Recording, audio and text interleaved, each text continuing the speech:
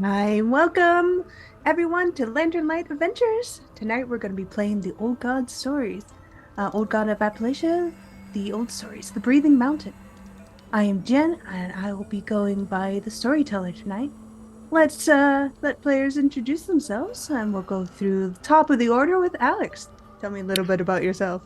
Hey, I'm Lex Wilson. My friends call me Alex, and so can you. I use he, him pronouns, as does my character, Alistair Blake, who his friends call him Dare, as can you. He is a brash protector who knows Jack.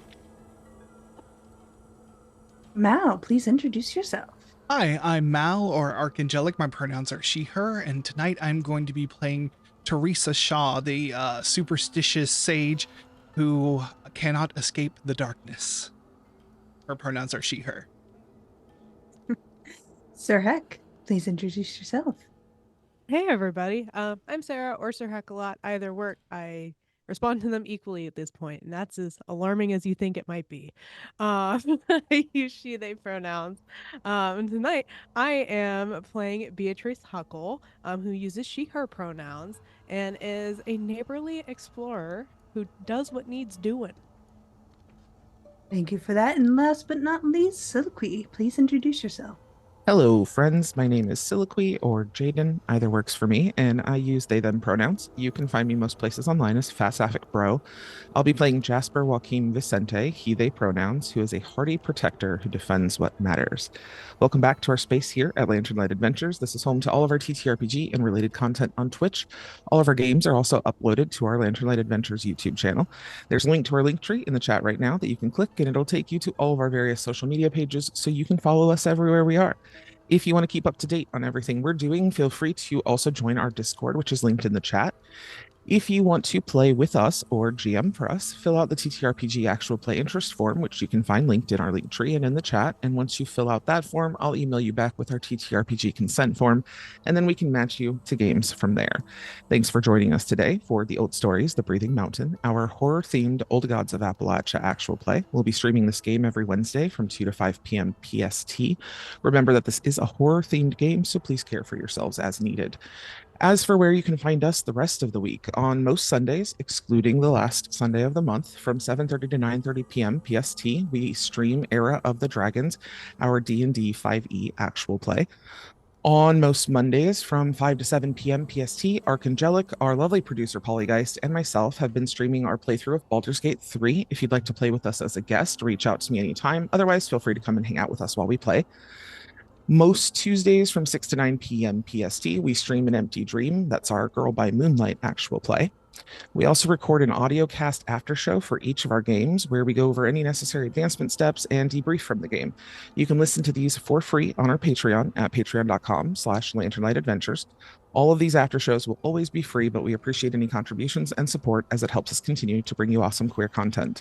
And finally, throughout the month of June, as a celebration of Pride Month, we'll be raising money alongside Pride Revolution in support of the Trans Empowerment Project. The link and information can be found in the chat. And in support of a free Palestine, we will be financially supporting a family through the Pass the Hat project. More information for that will be shared once we are assigned our family. Thanks so much. Back to you, Jen. All right. Thank you all and welcome. Now I'm going to do a bit of a preamble before we introduce our characters into the story. The first warning. The story is one that gathers itself at the base of a coal mountain, hungry and wanting as it takes as much as it gives, setting a price in coughing lungs, lost fathers and sons. Gathered in the holler below sits the town of Timber, the population booming only in the fact that the young finally outweigh the loss of the elderly and the lost sons and fathers. Not sure if that's a victory in itself, but honestly, it's all Timber has. Aside from the coal and the greedy, hungry black mouth of the mountain. This is a story that starts years ago with the echoing knocks of the first warning the miners get before they are forced scrambled to a lift that will usher them to safety. Sweat, heat presses in all around them, and the miners, as the great earth shakes around them. sending skittering rocks across the ground, bringing dirt down from above. Chaos and panic.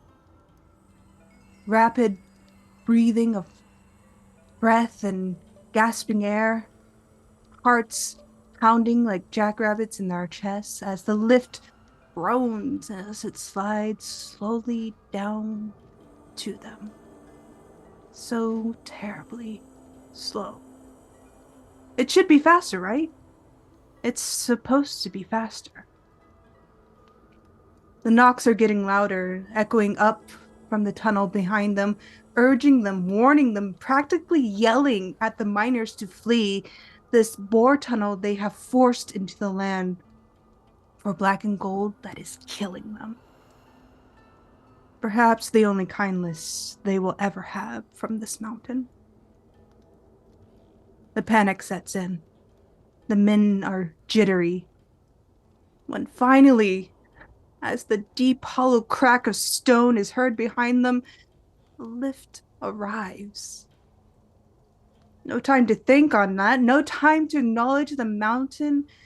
Coal mines are collapsing behind them because salvation is here for them. And it will urge them, and the most desperate of them will push forward, trampling, stumbling, clinging to their lives in this kind of futile hope. Hope only those who have seen the shape of death and know its name can have. Blackened smoke of coal dust coils abruptly out of the mountain's throat as the company watches helplessly, as the lift buckles and nearly snaps, as the land shakes around them, roaring its own fierce anger.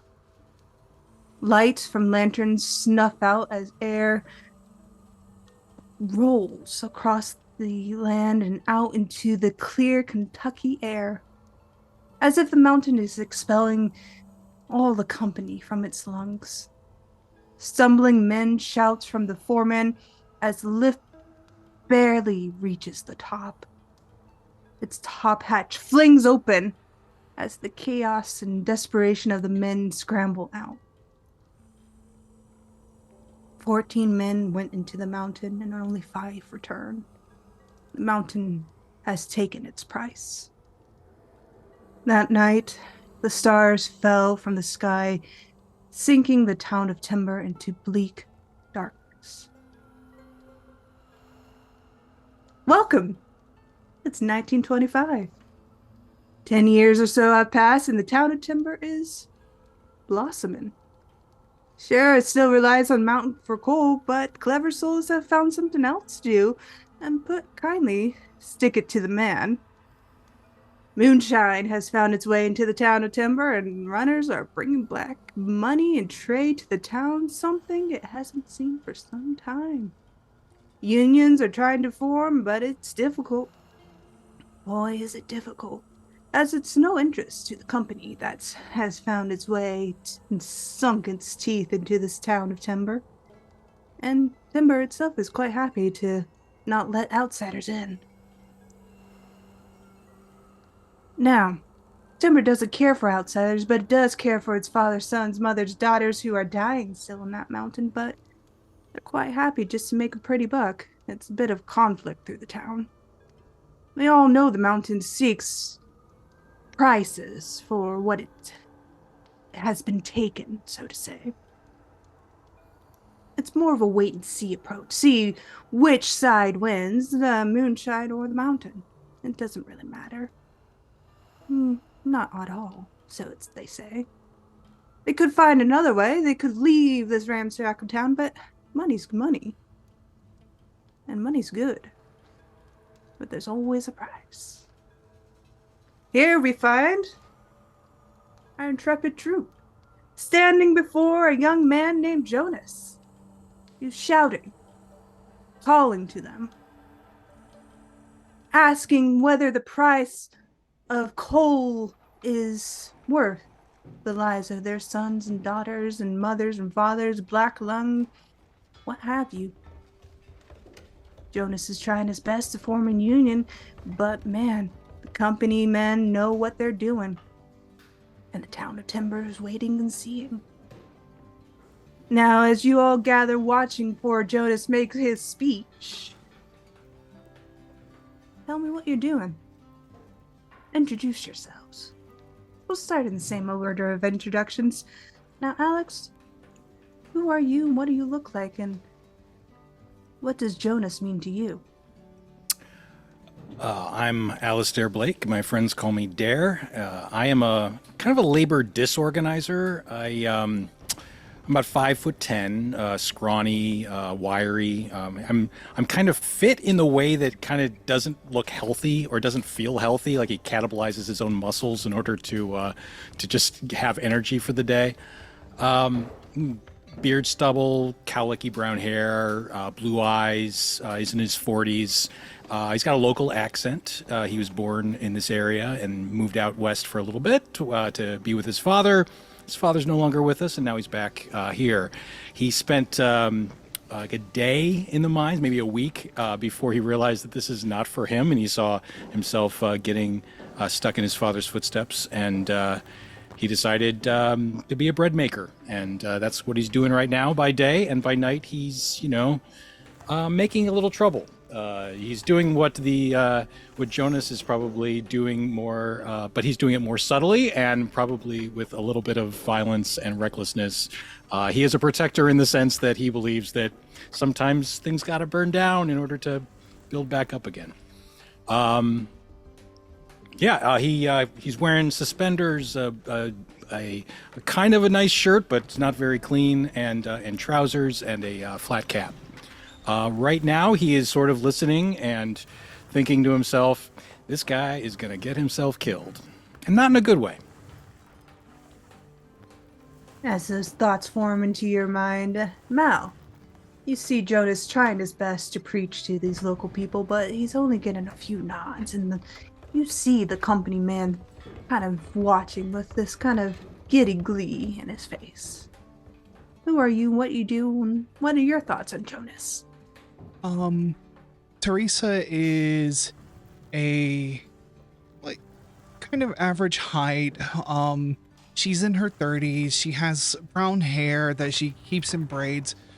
She's in town wearing her late husband's overcoat from the war, and she is just in town mostly what she does in this town is, after her husband died, that she needed to find a way to make ends meet, and part of that is that she reads cards for the people in the town. They come to her, she listens.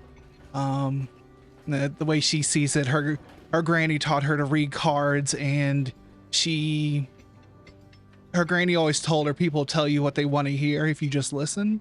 And that's kind of what she does. She pulls cards, tells people a little bit of what they want to hear, but also kind of interjects her own advice where it may not be welcome in another setting, as she kind of navigates this town alone. She is looking at Jonas, and she doesn't feel that this is her place to speak up. Everyone knows her, husband died, just one of those freak accidents that happen in the mines sometimes. She knows Jonas is looking out for people like her late husband, Owen. But she doesn't speak up. She just looks around, sees who's looking, and knows that if the company cracks down on anything, or anything goes south, as in so many places across mining towns have happened, bad things happen sometimes, and she wants to be a little bit of a shelter in the storm if something were to go down. So she's just looking to see if anything might go sideways. Common occurrence across towns like this, especially ones that are booming. Now, Sir Heck, who are you? What do you do? Your opinion on Jonas, as he's standing there in his youthfulness, trying to bring everything into order. Yeah, so I'm playing Beatrice tonight. Beatrice Huckle is a kind of late 20s woman who's about 5'7" ish, with hazel eyes and these round spectacles that she's looking through, and kind of take in the entire scene. She stops scribbling in her journal to do so. And it's actually kind of rare to see something that takes her attention away from that.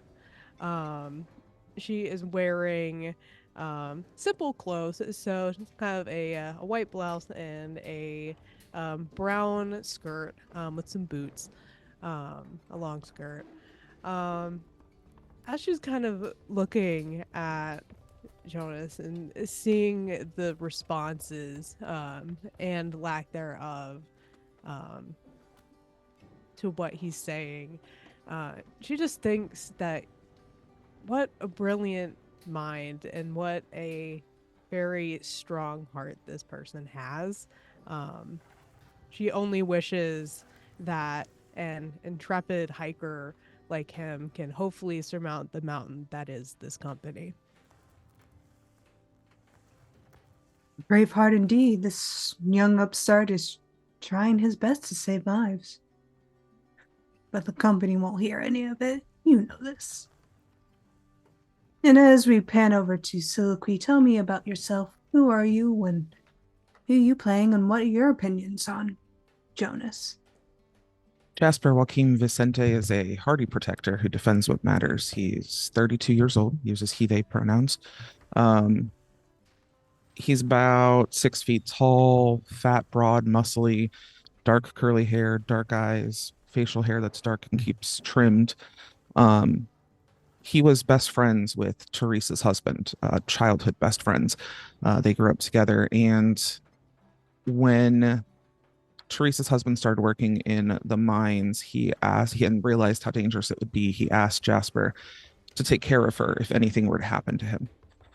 Unfortunately, he was lost to the mines, and so now Jasper is Teresa's right hand, bodyguard, confidant, just general help. Jasper comes from Brazilian and Portuguese ancestry, second, third generation immigrant. And after seeing and experiencing the loss of his best friend to the mines, he is very enraptured in what Jonas has to say and in his quest to get better protections for the mine workers. And Jonas preaches. He preaches about the safety and what the union could do, how protection and guaranteed money for all the people around him could be of the benefit. This young, bright-eyed man with curly brown hair, calloused hands, dirty clothes, he could be a miner, but the issue is he's not of timber. He's an outsider to this land. And while people in Appalachia can be quite happy to welcome in somebody else, they are outsiders. And Timber has let him know more than once that he's only as welcomed as they let him be welcome. However, somebody very familiar and of Timber is Mr. McCavish, the company man. He's been here since God knows when, knows how long. He's just been here. He's a well-dressed man. Tweed coat, nice hat, wrinkles around his eyes, grandfatherly figure, more or less. He leans kind of on a cane, clean, presentable, well-known. His hands are calloused, but everyone forgives him for not working in the mine. He's old. Why would he be in the mine? He has other things to do. And he's also the man who puts food on the table. And people that loathe and hate and hope to be. He is a man of standing. And he's of timber. And he kind of straightens himself up as Jonas continues his preaching and moves forward towards the box and addresses all of you. My. Well, this young lad has a lost spunk, doesn't he? I hate to say it, but unions are good, but they'll take a cut of all your money, your hard work, your homes. We don't want that. As he turns to the crowd, you all see various nodding. Mr. McCavish continues on as he strides forward, kind of half limping. Something's wrong with his leg. And he says, "Now, I give you all fair and ample wages, I hope. I hope the hunting season is going to see a lot of good deer on your table, and I hope to see myself at each of your tables around Thanksgiving or even Christmas." Now, Mr. Jonas here, as he turns back to the young man, might have some points, but remember, we are timber and we stick together. As he gives a flashy smile and bows ahead, you hear a smattering of applause as Jonas looks very flustered. Jonas kind of shifts his weight a bit, and he kind of tries to get the crowd back under control. Mr. McCavish might be nice and everything, but your homes are important, and Union, you see something whiz past Jonas's head. A tomato. Crowd has had enough of this. And you hear more shouts and calls and disruption starting to gather, disrupting Jonas's speech, and you see the young man admitting defeat as he kind of steps back off the soapbox he's been standing on and kind of tosses his hand, shaking his head, and goes towards the end. Mr. McCavish is talking to some people, and you do see the old foreman, Silas, kind of watching and glaring from back of the crowd towards Mr. McCavish. What would you like to do?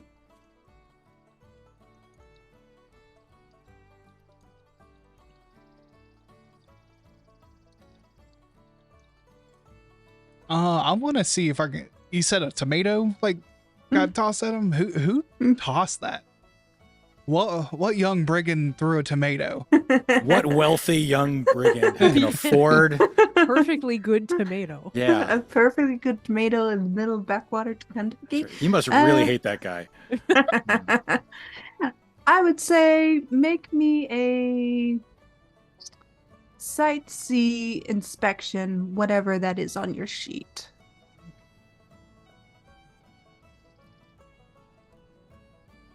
I am not sure how to do this. I'm just gonna roll a die and tell you a number. That's perfectly fine. If you don't have something that is of that, you would just make a flat roll. Okay. You'd be not trained in it, so that would be whatever you get is whatever you get. I got a 15. You got a 15. Okay, that's good. That's good enough. You see somebody in the back. He's not well dressed, but he's not dirty. He's of timber. You know him more to be a town center kind of folk. He's kind of this oddball of a man, but once you kind of lock eyes with him, he kind of shuffles away, and I would say you can roll a knowledge check. Okay. Or something along history, something that would allow you to gain information. Okay. I don't think I have anything relevant, so that's only a 9. You just know he's some kind of townie. You just don't know his name. You just know he's about, but I'm not sure entirely what he's about. Teresa will just make a mental note. I gotta talk to that boy's mama. And you will. And it'll get around town quick, because that's how these towns are.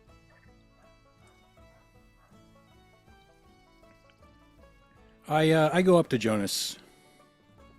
All right.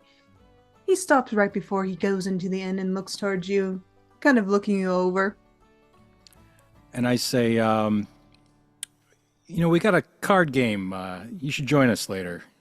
Be in the back room after like some obscenely late time at night on a weeknight, like 1 a.m. Got a lot of good ideas. And, a lot of bad ways of going about it. roll me convince, persuasion, or some kind of skill that would be of that nature. Okay, I'm even newer to this system than my friend is. So how do you roll in this software? So on your card, Hmm? if you click on your oh, forgot this is not roll 20.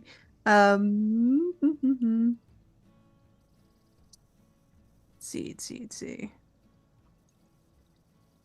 In the chat, there is a. I think if you just do /roll, like 1d20, should roll a d20 for you. Okay. Unless you are trained Yes. in something. Yes, if you are trained, let's see. Trained in what was it? Persuasion? Persuasion, if you have it, if you're not trained in it, then it's just a flat 20 And or a flat roll. Sensing law. Nope, I'm not. D20 is not a valid chat message command. /roll. /roll and then 1d20. All space between the roll 1 Got and it. d. There we go. Oh, 19. Not bad for my first roll. I think I'm going to No, retire. not at all. Thank you, everybody. Good night. I had a really You good did time. good. Yeah. You won the game. That's right. That's right. After conquering Dungeons and Dragons. Jonas kind of looks you over and holds out his hand. What's your name, friend?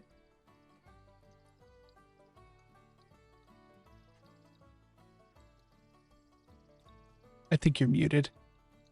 Friends call me Dare. Dare. All right. Dare. I'm Jonas. He gives a nod of his head. I nod back. Tip my hat. Jonas Try to- kind of eyes you a bit. Well, try to stay alive till 1. I'll do my best. If you want a drink, let me know. As he kind of gives a final nod, sliding into the inn. What do they serve in that inn? Well, the local moonshiner, George, Okay. has a variety of moonshine. Particularly apple moonshine this time of year. Which is odd. You would find it odd. Why is that? It's the wrong season. Mm-mm.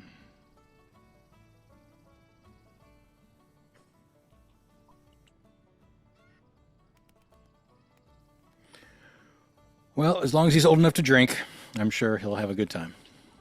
16's old enough.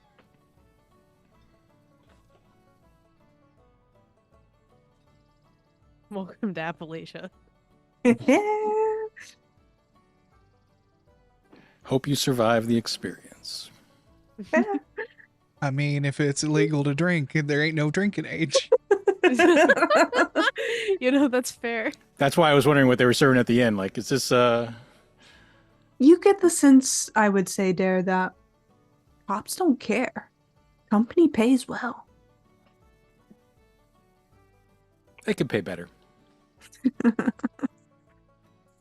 What are you doing, Beatrice? I'm kind of curious to see what the man in the tweed coat is saying to these people that he's just kind of like gone off to have a side conversation with. Can I drop some eaves? Yeah, you could definitely drop some eaves. Are you dropping some eaves around Mr. McCavish or the crowd in general? Or are you going to the inn/tavern? What have you? I think the little like conversation circle, whoever, like I'm not sure how many people he's actually talking to in like this like side conversation, but like yeah, like I will listen to that. Yeah, roll me some eavesdropping. I was actually wondering if I could use one of my abilities. 'Cause I'm just doing this out the gate. Because I have the ability Know Thy Neighbor. I think I can actually put the description in chat. Let me try. It works. Yes. Fantastic. I spend points to essentially get information. So I think this would apply over the drawing conclusion simply, but what I by what I see and hear. Mm-hmm.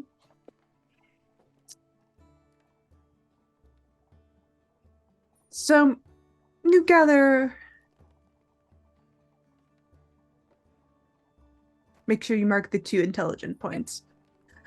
So I would say you would gather a couple things because of this ability. You know that there's a meeting possibly going on with Jonas. And you know that Mr. McCavish is sweet talking a lot of people. He has a sly demeanor about him for an old man. And you know that Silas looks like he is gunning for Mr. McCavish, as in he's ready to hit this old man. Ooh, okay. You see the whispers kind of spread as Silas pulls himself upwards.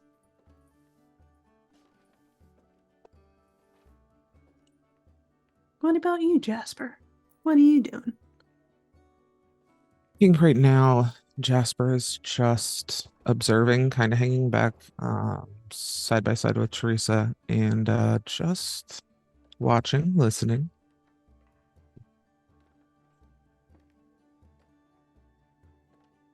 I would say because you're watching and listening, you definitely see Silas kind of pull himself upwards. And he is going for Mr. McCavish. And I would say you'd know a man ready to hit somebody after a few nights, a few drinking nights. And he's gonna go hit this old man if nobody stops him. I eat some popcorn. Teresa, I think we're about to have some trouble here.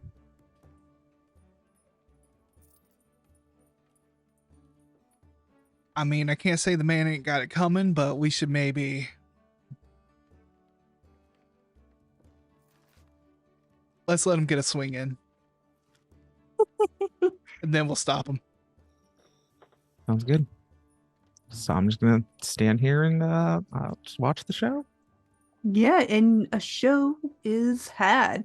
Silas does not miss. He's a miner. He's the foreman. He's the one who goes up that mountain with a bunch of his men and digs out that black gold. And Silas got a hook to him. And you see Mr. McCavish fall to the ground as this big thunk hits his face, and you see Silas kind of glaring down at him. I would say anyone who wants to can make me a notice roll. Perception, sight, what have you.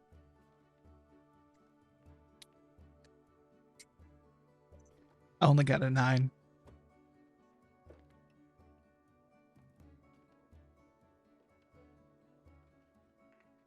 Although I'm trained in sensing danger. Uh-huh. So Amazing. I would say because you're trained in sensing danger, you would pick up on this. So you can... Yeah, I'll say that. And Beatrice allows for a GM intrusion to Yeah, occur. first one of the game, right out the gate. Let's go. We're stretching all of the mechanics really early. We're doing this right out of the bat. Love it. Yeah. This is the cold open. I love it. I know. It's just like as soon as I saw that, I was like, oh, okay. Cool. Fantastic. Oh, let me just pull up Mr. McCavish's At least seat. I get an XP for this. Yes, you do get XP. So the way the cipher systems work, stepping back as a GM, as a storyteller, real quick, if you fail a roll in this game, you get XP because it's a failing forward system. We reward nat ones here. So it encourages storytelling and nat ones, and it's okay to roll a nat one because you get XP, and I get to do cool things as a GM, such as intrusions. Anybody else want to roll to see if we're really gonna go out of the ballpark with this? I think I just roll that flat and it's 13. Fantastic. You would see this too, I would say.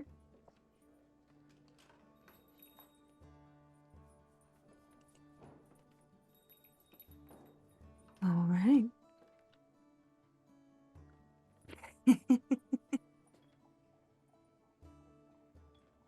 I would say, Beatrice, make me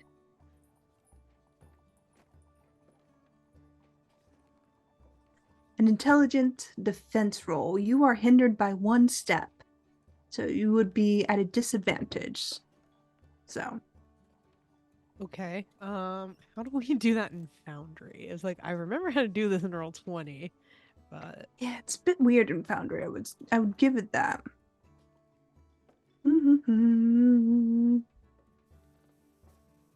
If it turns you into a chipmunk, then the the audience will really get that joke. I love it. That makes me sad. So I would make a defense roll, and I would bring it. I would just say it's a -1 to whatever roll you make. Oh, okay. That's how we'll do it here. So I'm a bit more familiar with the Foundry side of Cypher.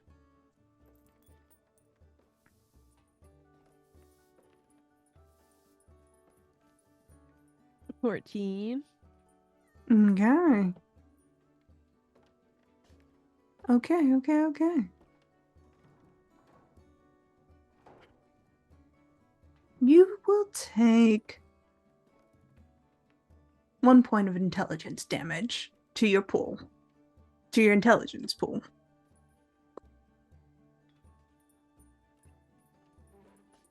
And I would say, because you notice things there, Teresa, and you would notice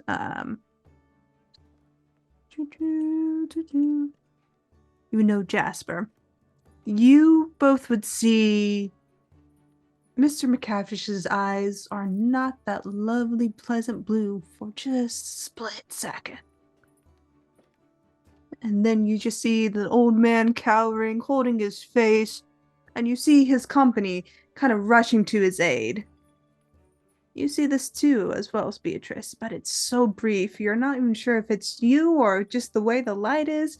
You're not entirely sure, but something just feels a bit off. Your mind's a bit rattled. And he stands up with the help of his company, and Silas just glares before marching off. Nobody stops him. And Silas has gone up the mountain.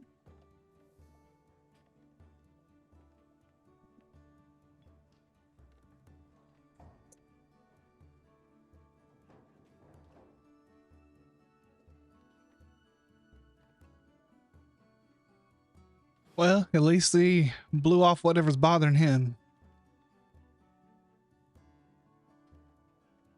For the time being, at least. You I think think Beatrice is just like fanning herself with her notebook.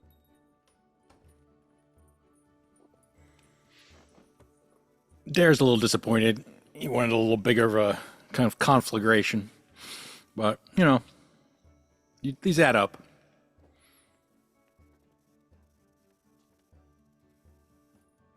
A lot of people are in the same boat as you, Dare.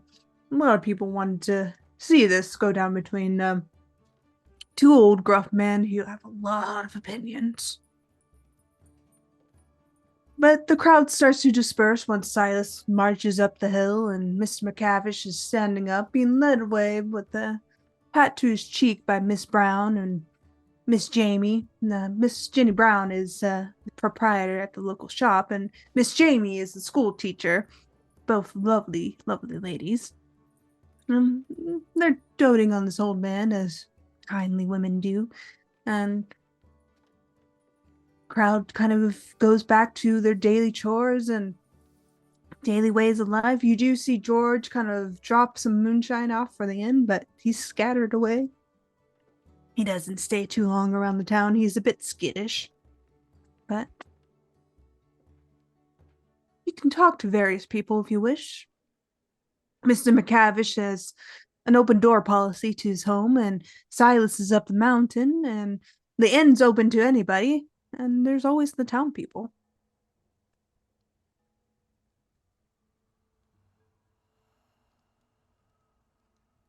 What do you think, Jasper? Should we go and talk to old Silas? See what bee he has in his bonnet? Yeah, I think that's a good call. Yeah. Teresa will gather up what things she came into town for. Kind of make start making her way. Um, Kind of looks to see if anyone else is, kind of concerned about Silas, but will eventually start slowly making her way up to Silas's place. Mm-hmm. I will Yeah, of I'd like course to. follow. I'd be interested in knowing what made him stop. Mm-hmm. And you, Um, Beatrice? I think Beatrice would go and talk with Miss Jamie. Go or up to both her and Jenny Brown, kind of All gauge right. their temperature on everything that just went down. Sure thing. Not being rude, I'm making notes. Mm. I get you. All right. Okay. All right. Three of you will go after Silas while you, Beatrice, and I will have the small get together with Miss Jamie and Miss Jenny Brown.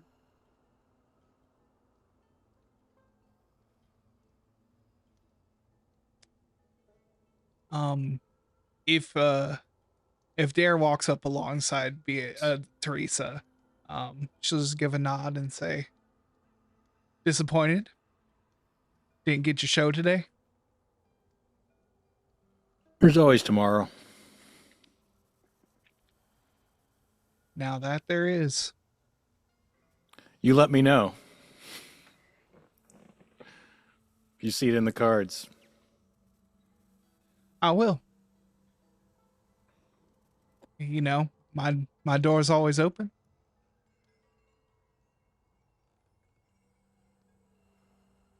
Appreciate that.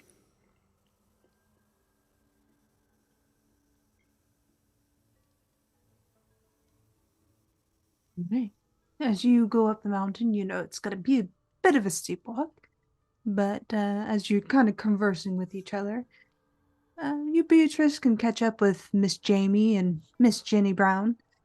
They're kind of gossiping in the way that old wives do. Miss Jenny Brown looks to be in her late 60s, where Miss Jamie is about early 20s at best. Yeah, I think just kind of walking up to them, I was like, I feel like they share that glance of like, oh, we're talking, we're talking, um, and yeah, I mean, she'll kind of partake in the gossip a little bit as well. Just I haven't seen something like that in quite a time. At least not something so public. Well, Miss Jamie kind of pats her blouse and smooths out her skirt. I heard that Silas and Mr. McCavish have something going on, and it's not pretty. I think Silas wants the union, but I can't tell. As far as I'm concerned, Jenny Brown interjects. Now hush, girl. Don't be gossiping about Mr. McCavish like that.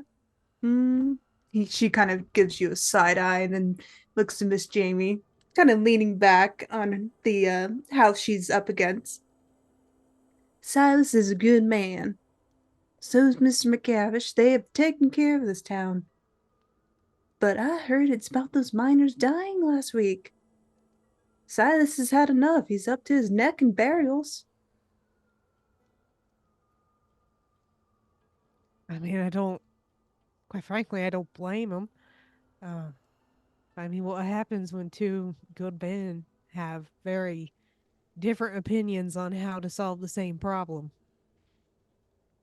Miss Jamie laughs. Mr. McCavish, a good man? Honey, Mr. McCavish just want money. That's all he wants.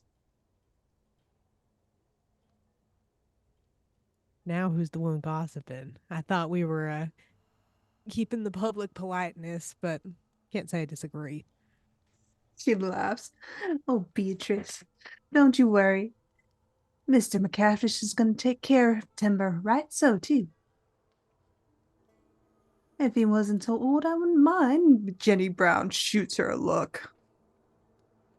And then looks back to you. Beatrice, run along to you, Mammy. We don't want any of this anymore. We got a lot of work to do, and I'm pretty sure, she looks down towards you, Journer, you got a lot to do, too. I can respect that. Afternoon.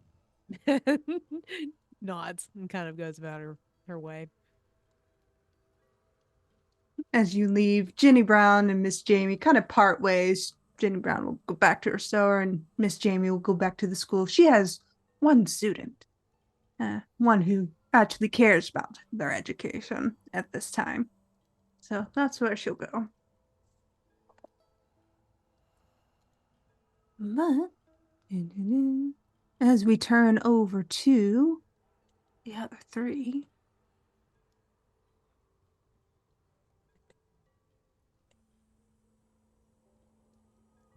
the march of the hill is steep. I mean, these mountains are old and the forests are even older.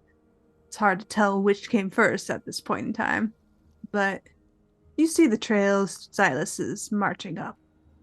And he's maybe 100 yards at this point in front of you. But these woods swallow light and sound like no other. And it's quiet.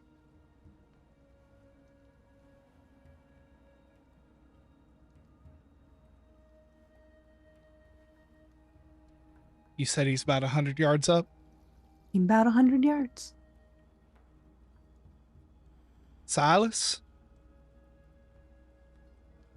You see him pause and turn towards you. Yeah. Everything all right? Just fine, Miss Teresa. Now you know you can just call me Teresa. Ain't no miss about it. He looks towards your company, the two that have joined you. Maybe less polite company, I would call it, Teresa, but we are all polite company, aren't we?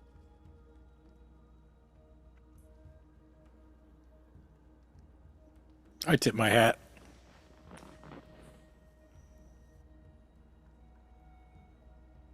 No need for formality for me.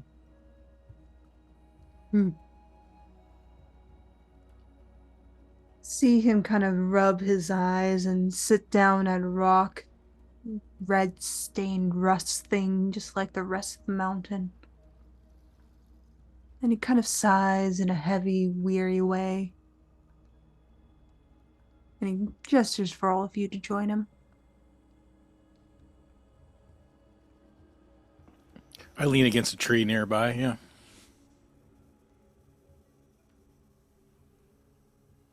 Yeah, Teresa will kind of sidle up and say, now, I don't have a lot of love for Mr. McCavish, but why'd you have to go and punch him in the middle of town? See him kind of wiggle his head and kind of concedes the point and says, I know. Shouldn't have done it. Ma'am would be very disappointed if she still were alive, but I'm tired of losing my men to that mountain. Safety precautions are off the walls, and I don't know what to do anymore.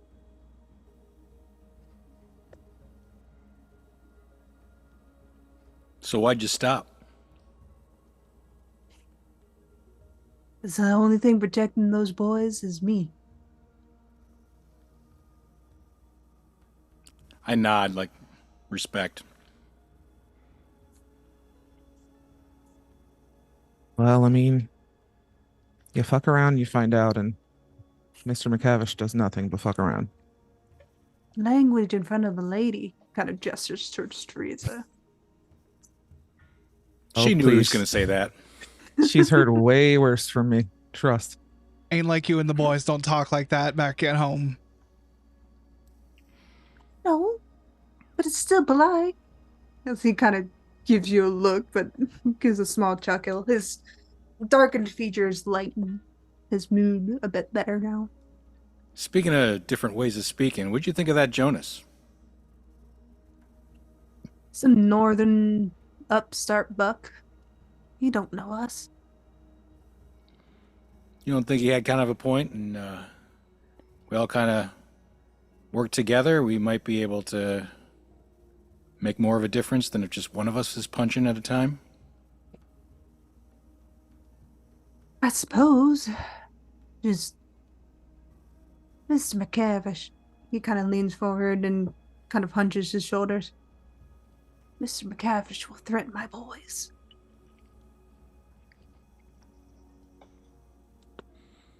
Has he threatened your boys already? He's threatened me.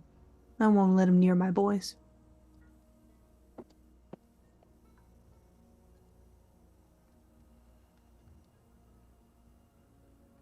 Well, the He thing looks- about a union might be that a lot of people won't let them near your boys. If we were, pro-union.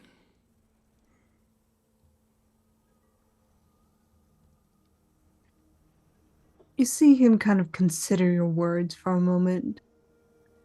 Make a persuasion roll, just a flat d20 if you don't have it.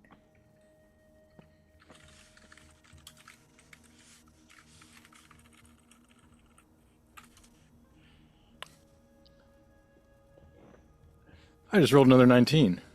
Yeah, you did. Game's over, guys. We can go home. Yeah, I don't know. This feels like it feels like a glitch, but I don't want to correct it. So I'll I'm leave not it on a high rebooting. Don't note. do it. no. Don't do it. What It's else can your I roll? chipmunk voice. Charisma roll. I play the lottery. Is there a lottery in this game? I would think so. Let's see. Let me make the notes.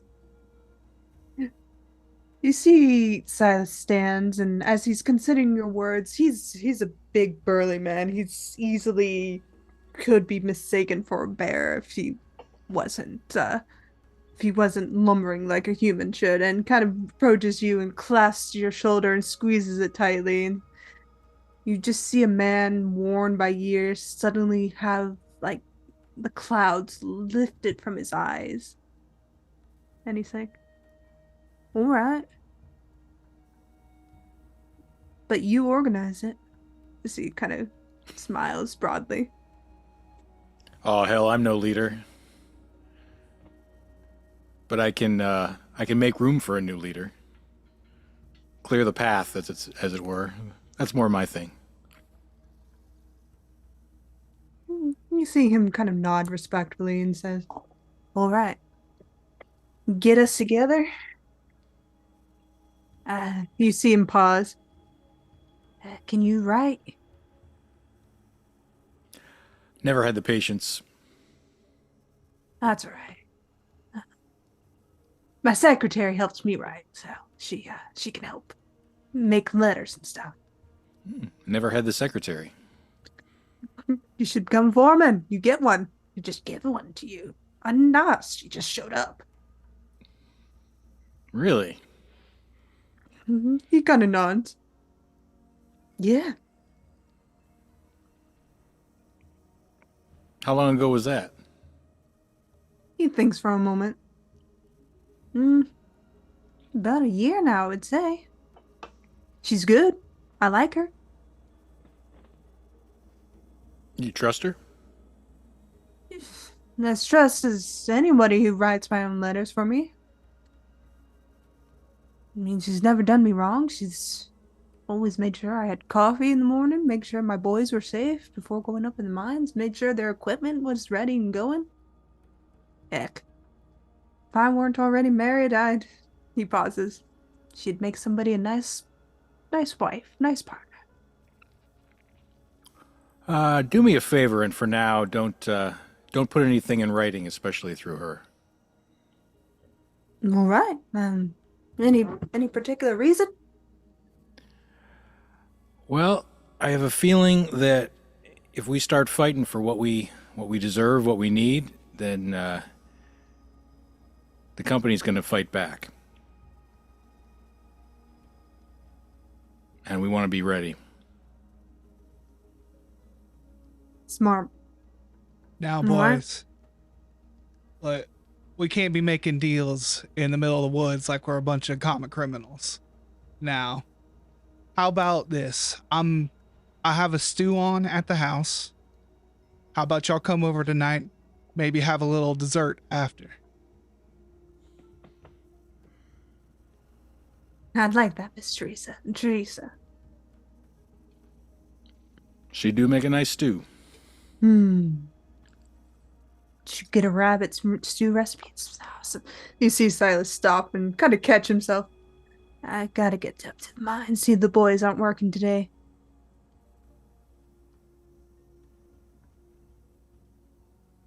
But Nice thanks. talking to you. Got a lot of thinking on. He kind of taps the rock that he had been sitting on and heads further into the woods up to the mine.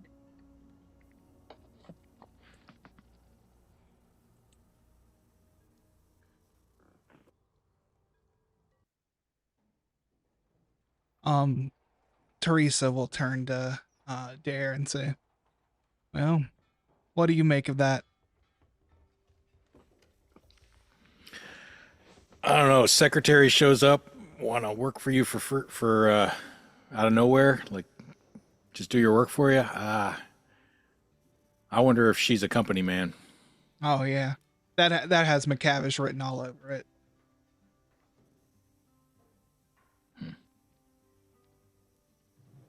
A cab. All company men are bad.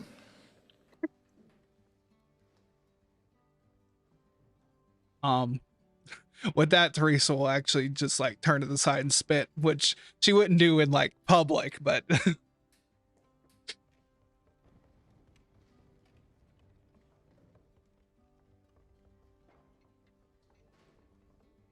um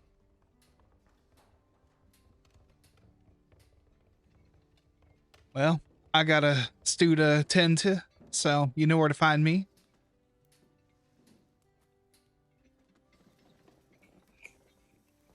Sounds Oh, good. and if you see Beatrice, tell her to come by. She needs to take a load off. Will do. I gotta go into town and check on my dough.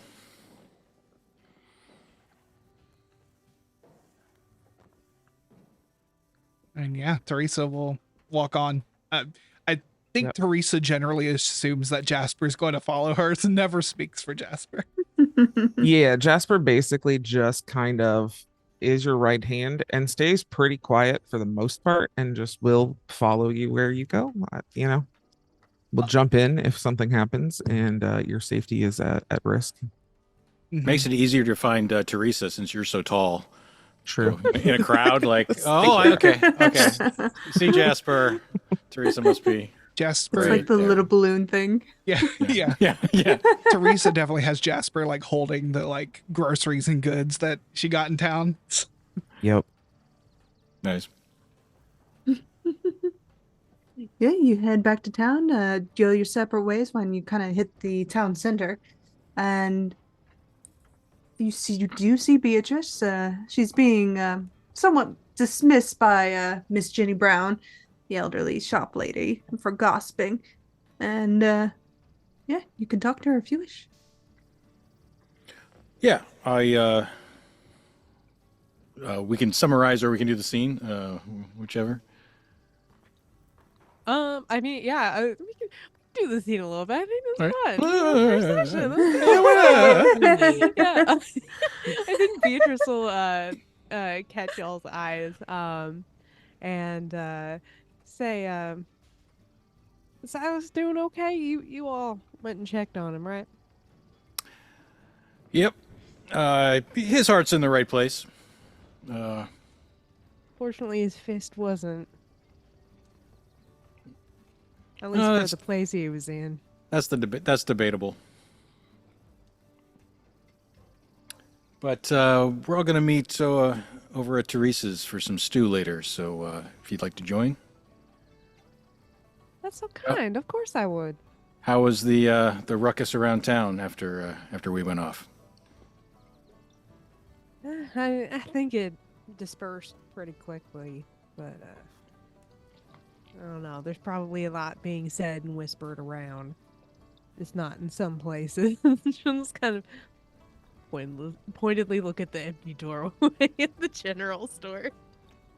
Hmm. Well, I will look forward to hearing about those whispers. Maybe you want to save it for when we're all assembled, I think that's a mighty fine plan. and less people around to overhear too.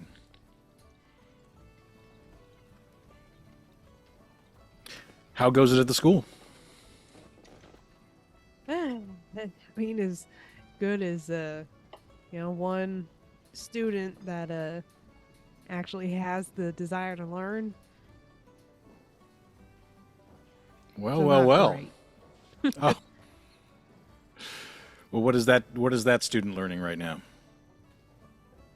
Do I know that storyteller? I would say you do. You and Miss Jamie are somewhat close. At least she would talk to you and confide in you. It's arithmetic right now, and world history. Not a very good rendition of world history, but it's world history. Um, Even some reading in English. Southern English. As it goes. Like, I mean, I just imagine the schoolhouse would probably just like the one room kind of It is schoolhouse. very wonderful. It's like it's very much the one I'm thinking of. It's like I got so much inspiration. Quick derail. So much inspiration from the school days episode of Over the Garden Wall. That is like what I picture in my brain. But yeah, no, Beatrice will communicate that information. Just your basic math and history and reading, writing, that kind of. I'm reminded of my school days, falling asleep, mostly. But more power to you if you got the brains for it. Thank you. Not everyone shares that opinion. We need more educated people.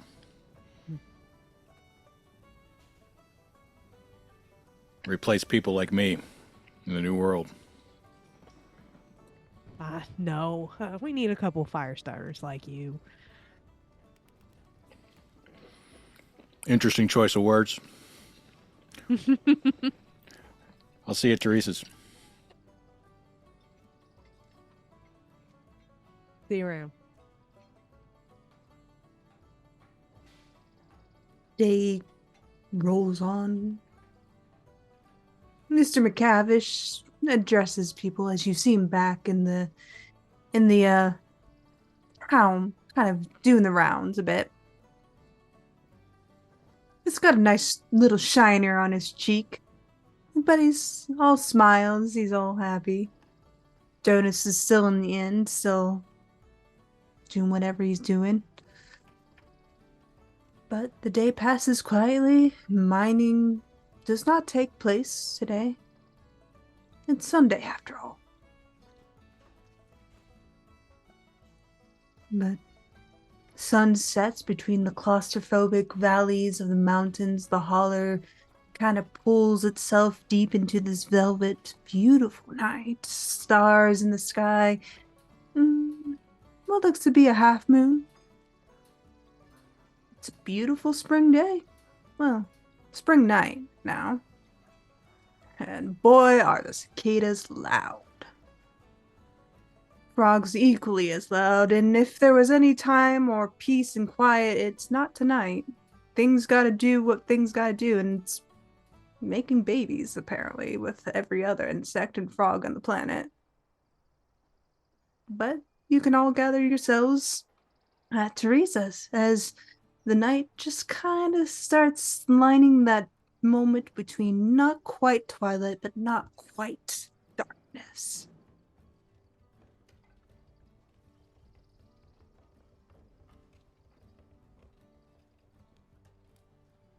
Anything you need done before everyone gets here, Teresa? She will hand you so she's like at home, she's like has her apron, and her apron has everything she could possibly need in it, in the big pockets in the front. She digs in it, hands you some keys and says, there's a jug out in the shed, top shelf. You got it. And Teresa's in her home and she is doing the last bit of prep for getting the stew ready and realizing that company's coming over. Just kind of unknowingly, she uses a little bit of hedge magic to like prep the last bit of vegetable so it cooks. Just, the onions aren't quite soft enough, so she just, as she's stirring, is adding a little touch of magic to it. Yeah. Make me a roll. Nothing in particular, just a roll. That's an 11. Okay. As you kind of perform this hedge magic, you see something kind of peek up out of the windows with these kind of white, bright eyes. Curious. A thing made of shadow before it kind of slips back down.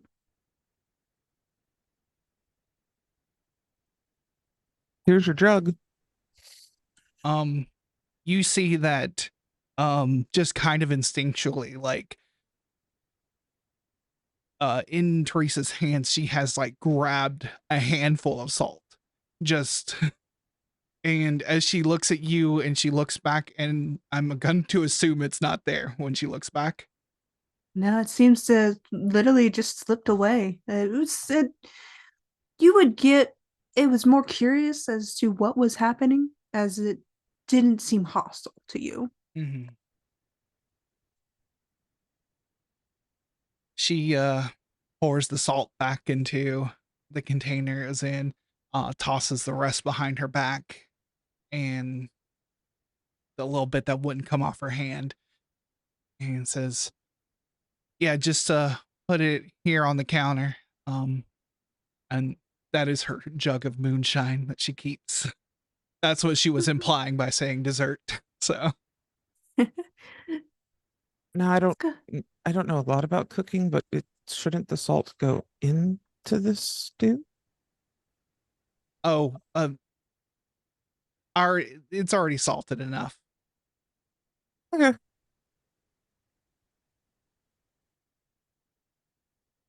And she just kind of eyes the outside a little bit, just hoping not to see whatever she thought she saw.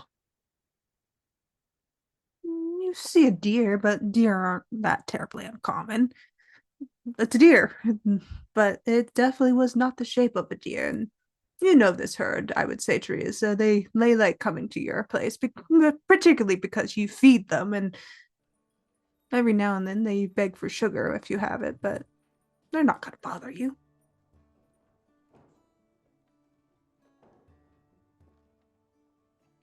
Which of you arrives first, Dare or Beatrice? Or do you arrive together? How far outside of town are you? Would it be something where like an escort is a polite thing to do, if not a a helpful thing to do? I was like, I don't think too far, so it's not too much of a worry. Okay. Appreciate the thought though. Yeah, I mean, now that Beatrice has word that she's been invited to be there, she probably picks up whatever she needs to back at the house, and then we'll make her way over. All right, I'll probably arrive last. I pick up a bread that I'd been working on that wasn't necessarily for sale to go with the stew. Is it a nice sourdough? Yeah, I started working on it. I learned how to do it during the Spanish bird flu pandemic when I was stuck at home for. For 3 years. That's right. Yeah, sure. It's a sourdough. Okay. You have this nice warm sourdough tucked under your head, bread arm there. And as you're kind of, since you're last, make me a perception check there, Dare.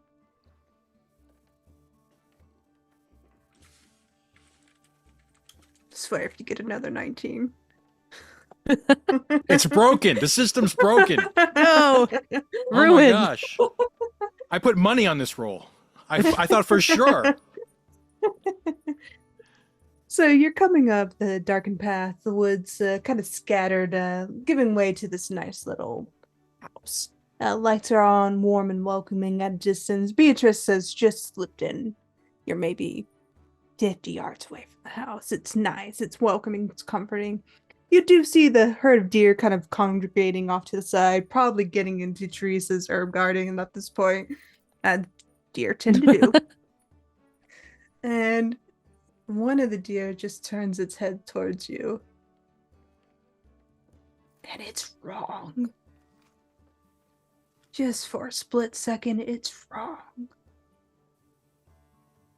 And then it moves back into the herd, and you kind of lose sight of it. That deer was wrong. In a world where like this wouldn't be the first weird thing that he has witnessed, like on a scale of 1 to 10, where is this on the weird and freaked out kind of scale? Too many eyes and sharp teeth. Oops. Sorry about that. I It's all think good. you're gonna show us like No. the thing like whoa. Okay. Okay, that was unnecessary. You're telling the mountains it's unnecessary to bring a spook deer. Yeah. Yeah, it's the first episode. We know it's foreboding. Okay. I already filled with dread. You don't have to put your finger on the scale. All right. I sort of nod to myself and go, shit, and I keep walking. You make it to the cabin, doors shut, but it's warm and welcoming in the cabin. You hear voices of chatter and welcoming as you see people moving inside. I bring the sourdough to Teresa. Oh, you didn't have to, but it is appreciated nonetheless. Thank you. Didn't have to invite us, so happy to contribute. I just figured it was best to talk about sensitive subjects in a more private setting. I appreciate that too.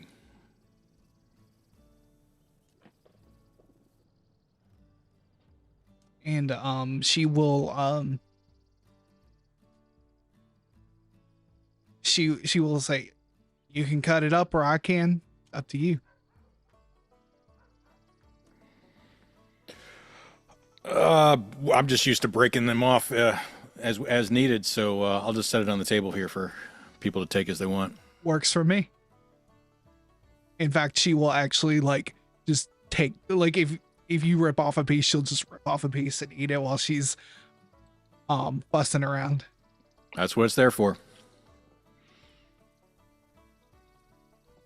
I toss my hat on a rack. I probably miss.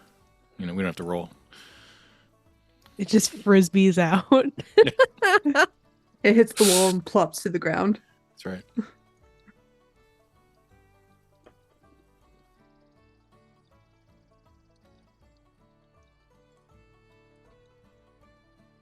Well, I know we're certainly here for good eats, but hopefully there's some good conversation with it.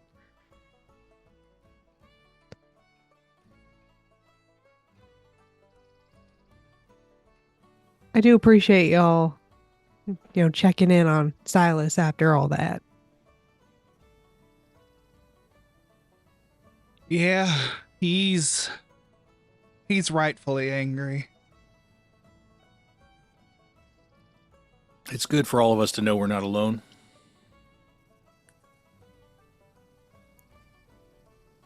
I agree, but just in general, it seems most folks are keeping quiet about it, even if they do agree.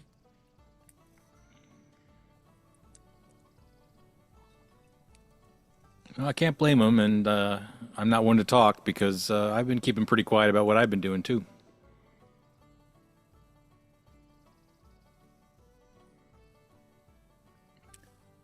Unfortunately, nothing's going to change if folks aren't ready to shake things up a little bit.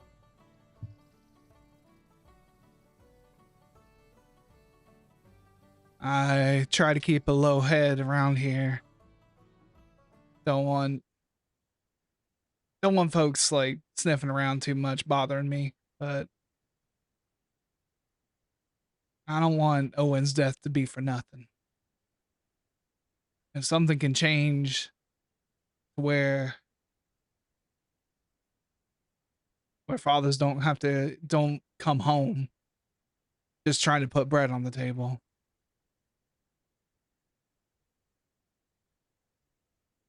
Got to do something, right? Yep. I don't know Absolutely. if Jonas is the most is the best choice, but don't mean I think he's wrong. Well, the thing is, he's already put a target on his back, so why not rally around the target? Or while everyone's paying attention to the target, be doing something else. I knew you were smart. That's what What I read all education will those get you. books for. Knew I should have learned how to read better. I can read a little bit. Just Hey, everyone's got to start somewhere. Got quite a few books if you do want to pick that up again. maybe someday. Something to look forward to in retirement.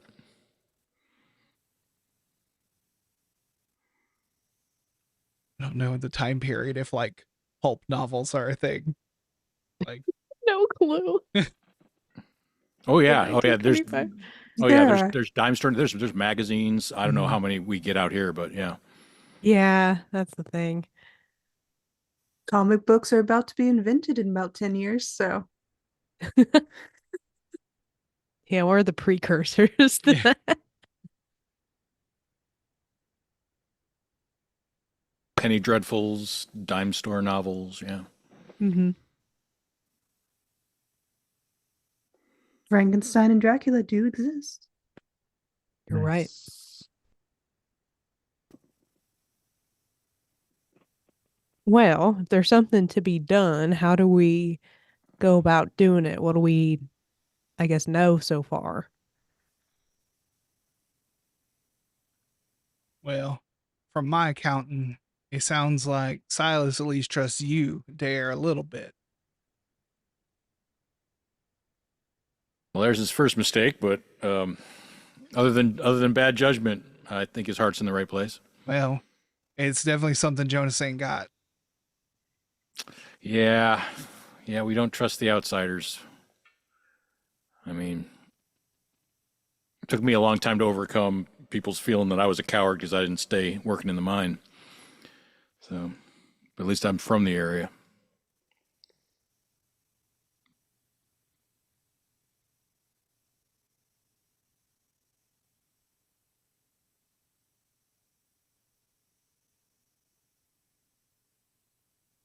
Hmm.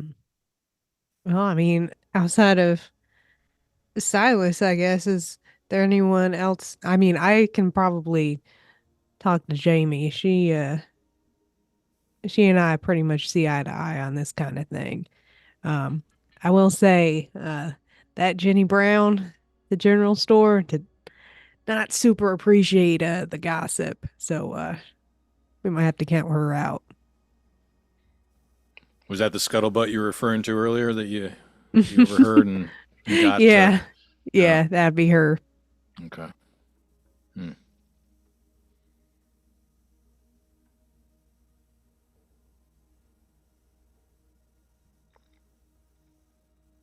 Well, I've mostly been working behind the scenes on stuff. When I hear about a shipment coming in, I see what I can do to reroute it. Big thing lately has been, You know how they pay by the tonnage, the miners. Uh, the problem with that is they have to use company scales, and those are a little bit inaccurate in favor of the company sometimes. So with a little bit of adjustment, they can be inaccurate in another way, and so that's the kind of subtle under the table kind of thing that I've been doing. But organizing and punching in the mouth, that's what I aspire to. Don't I have the mean, patience for organizing though. sometimes a punch in the mouth is the best way to start things off. Amen. What does your home look like, Teresa? On the inside. Um, it's she's got a pretty humble house.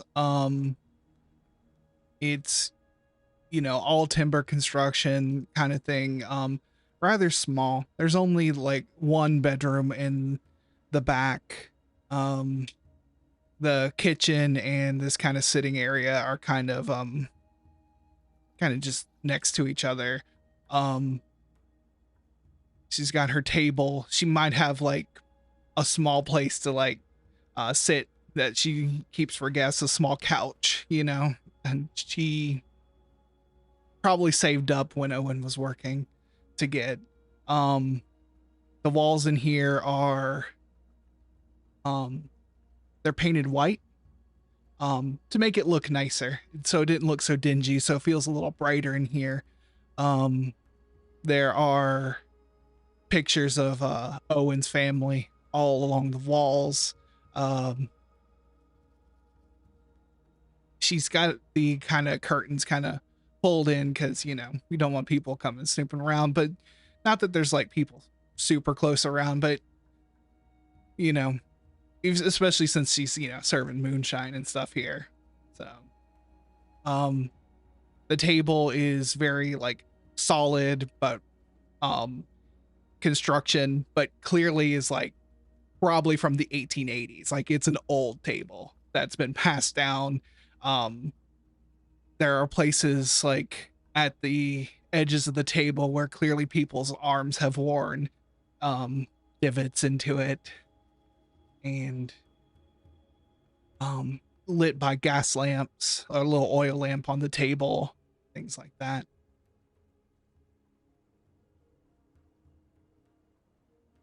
Okay. Clarifying question. You Hmm. shared this house with Owen before he died, I assume? Yeah, yeah. Probably with whatever money that the company forked over, she now kind of like owns this all outright. So that's the one thing Cool. she managed to do with whatever little bit they gave her.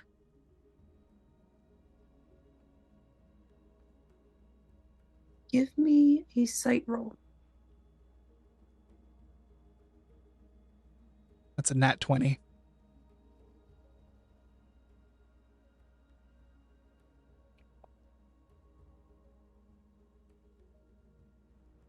You definitely know that your white wall is scratched to hell. And in between this wreath of scratches is a star. And below it, it just says, beloved.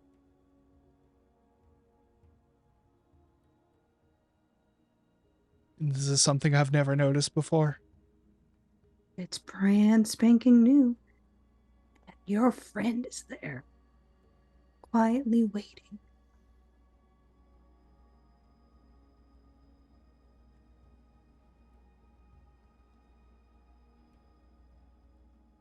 She is very distracted by this. Like, y'all keep kind of whatever conversation is happening. And it's not unusual for her to get up and just like fuss about. But she gets up and she just goes to the wall where it is, and she just kind of traces the scratches, thinking about what could have made this and realizing it's that thing that's moving ever closer to her. Would you allow a GM intrusion for an XP? If not, that's fine. I'll take it. Yeah. All right, give yourself an XP. As your hand kind of caresses across these scratches and your friend kind of fades out of your vision, you see the stars falling. Your world becomes that of the night sky. The mountains, the holler, and the sky is falling in a black night. And you see something hit not too far from the coal mines itself, and it is alive.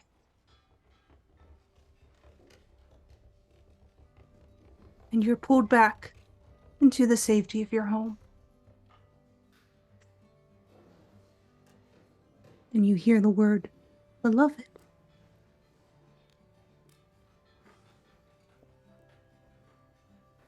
She just visibly and audibly kind of gasps like her heart skipped a beat.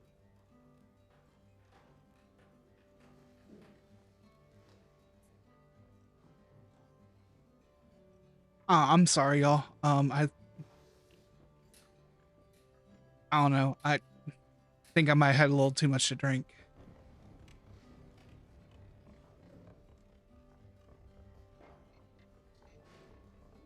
Well, sorry.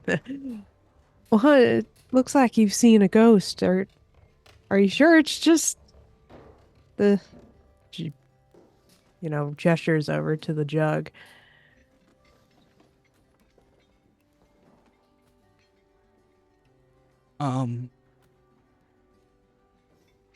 I saw something. I something bad's gonna happen.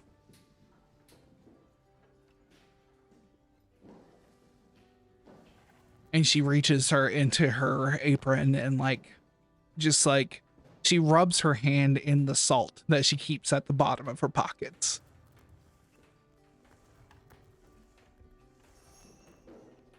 Do any of the rest of us see the wall and the damage to it? No. Oh, that makes it worse. Yeah, that really makes it so much worse. Jasper will put a hand, kind of grab your elbow. You good? Might have rats or something scratching at my walls. Can't have that. What I saw a fucking weird thing outside. I don't know if that's what you're talking about, like the deer with, and I describe as much best I can all the teeth and the horror. Try and do it casually, no big deal. With that, and she's not in her own home. She's usually not prone to these outbursts, but she says fucking hates. And with that, we'll go into a break. Okay. Sorry, Jaden, I think I interrupted you. No, it's totally fine. Okay, cool. We'll come back in 10, 15 minutes? Yeah. Good. See y'all soon. See y'all soon. See what yarn I spin.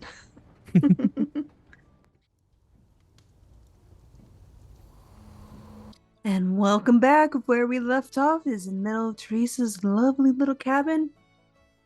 And Teresa's seeing something spooky on her walls and the description of something not right in the woods by Dare.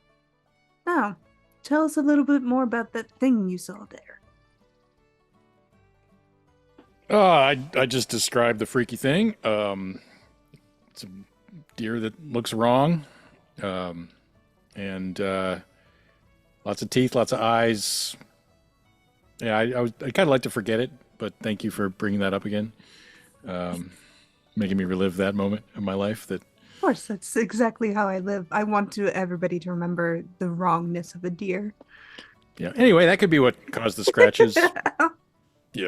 Hopefully there's not more than one of them out there. A deer getting into a house and scratching this up without anybody seeing?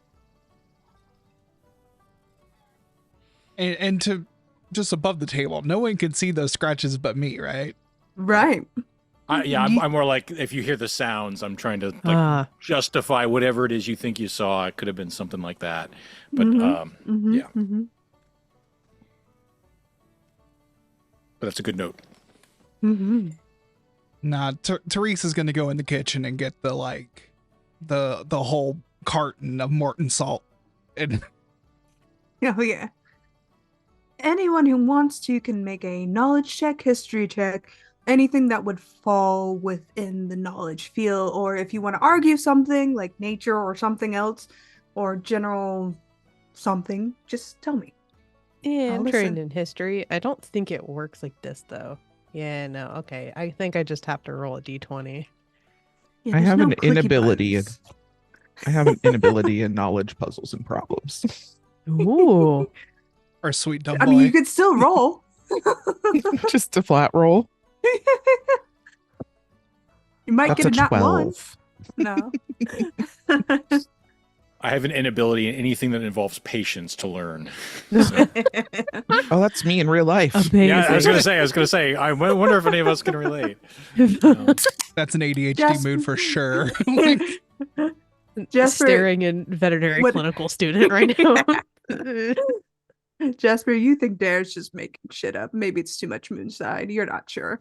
But deer can't be wrong. Not to lie. Fake news all the way around. So All right. I have an You- inability. Oh, go ahead. Go ahead. No, you go ahead. I was gonna make a joke about like if you go hunt it and eat it. Like I'm not touching that shit. It's hainted meat. Oh my God, I love Someone please clip that. Yeah. Please go ahead. Sorry. What did you roll, Beatrice? Well, I am trained, so that takes a step down, but I still rolled a 10. Okay. And you, Teresa? I got an 18, but I don't know if this is relevant, but I have inability to understand magic and understanding magic. So Well, this deer's not magical. okay. So Well, you it's an don't need to worry 18 about then. that. All right. Beatrice. It's a weird ass way to describe a deer, but you've heard weirder stories, especially around the town of Timber. It's nothing too terribly out of place. You imagine could be the moonshine talking. You're not entirely sure. But and same for you, Jasper. Fucking weird way to talk about deer. Deer. What is it they're on about? But you, Teresa, know there are darker things in the world. And you would know this to be a not deer. That's what they've always been called. And they're generally not nice things. They eat people.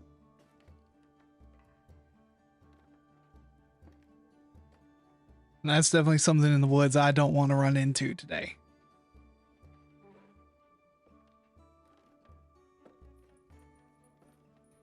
Oh, come on. You can't be serious. Now, have you ever known me to be unserious?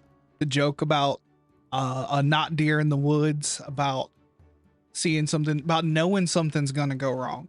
Have I ever been wrong? Fair point. Fair point.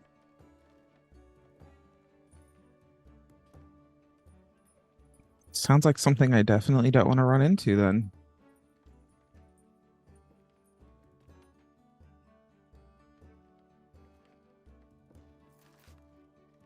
I would ask you if you have your gun, but I ain't convinced that that's gonna do anything if we see it again.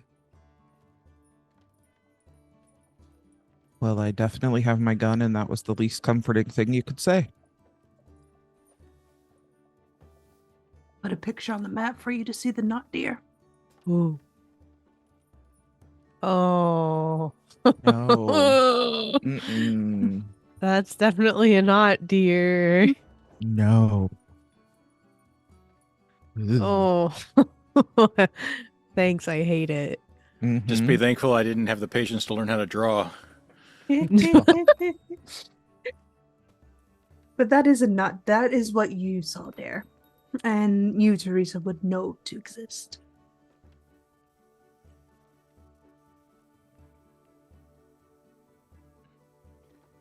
Yeah, we've met people who are turned out to be pretty god awful. So I guess it stands to reason that some animals are about the same.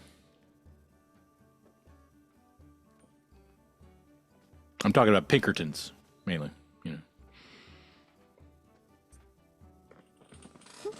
Something's definitely off. Something's coming. Something bad, and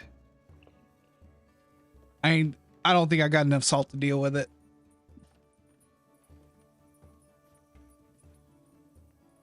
Well, something bad coming, and we're talking about dealing with the rest of what's going on with the people of the town. I guess which of the two do we solve first? Or do we try to do both?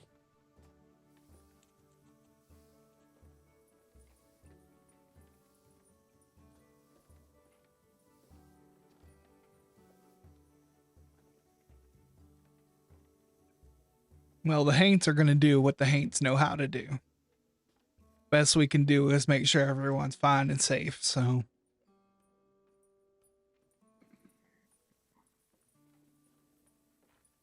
Does that require a bunch more salt? maybe we could throw it at some folks. Salt with a deadly weapon. You need both.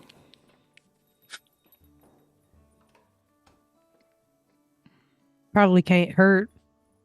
Although we probably shouldn't test that theory. Yeah, and dare take an XP for that. That made me laugh.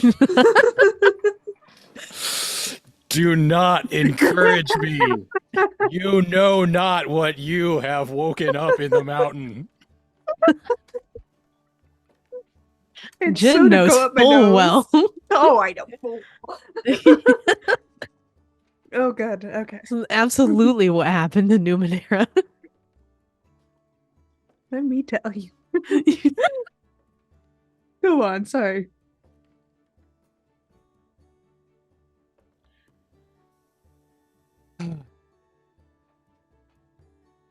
The deck of cards sits at the table where y'all are all sat, and I, as a player, am waffling on whether I want to use the cards to figure out what's going on. But you can see Teresa kind of like has her hands on the deck, kind of like strumming her fingers on it. Just thinking, she takes a sip from the tin cups that she has served all of you in.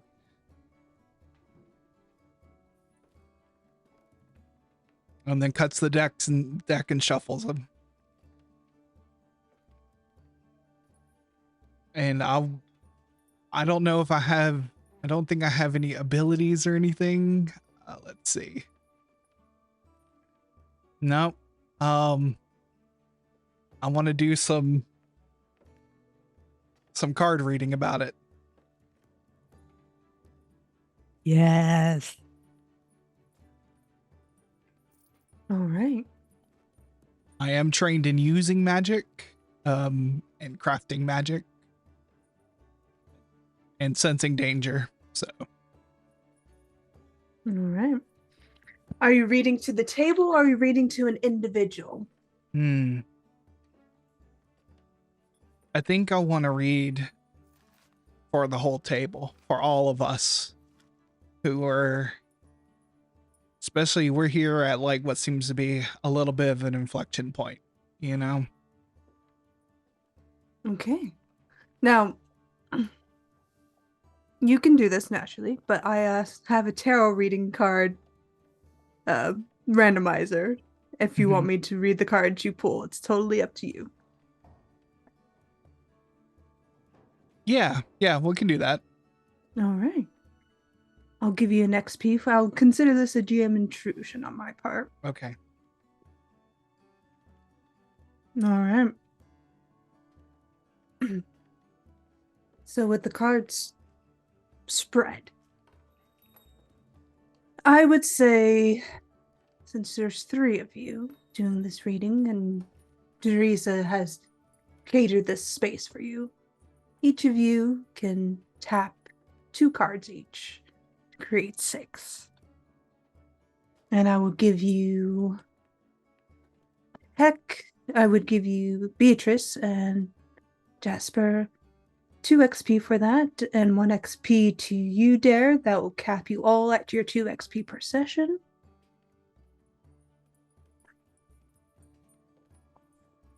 All right. So the first card tapped. How you feel about yourself. It is, I'm not kidding, death in an upright position. Second card. That's how I hope to go. What you want most about right now. The Hierophant in the upright position. The what in the upright position? The Hierophant. I can screen cat up all these too. Third card, your fears. Strength in the upright position. The fourth card. What is going on for you is the Hangman in the upright position. What it is going against you, the Hermit is drawn in the upside down position. The likely outcome, Magician in the upright position. No, you can interpret this how you want, Teresa. This is all you, but those are your cards.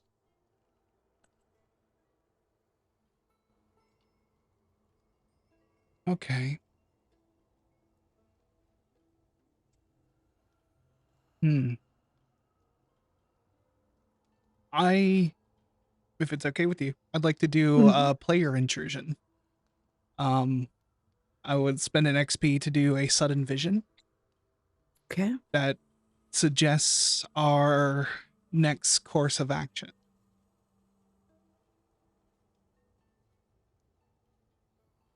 Yeah.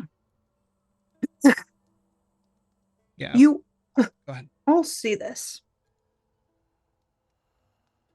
You see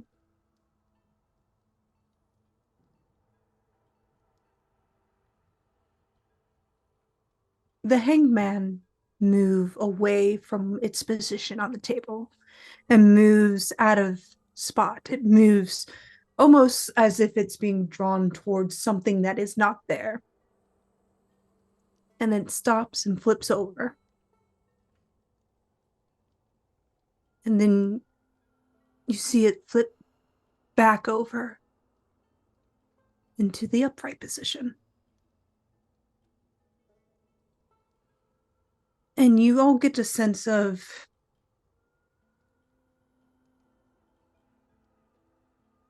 something will make you better and stronger as you are. And there are a few individuals in town that will make you better and stronger as you are. One of them is Silas, and the other one is Miss Jenny Brown, proprietor to all of Timber. So it's up to you in which direction you choose, but there's a positive feel in that thought, in that bubble, before the card kind of flicks itself off the table. As it does so, it settles and almost a crack in the floor, kind of like you threw it there, like it got stuck there. And there's a sense of sacrifice. Not immediate, but almost an afterthought.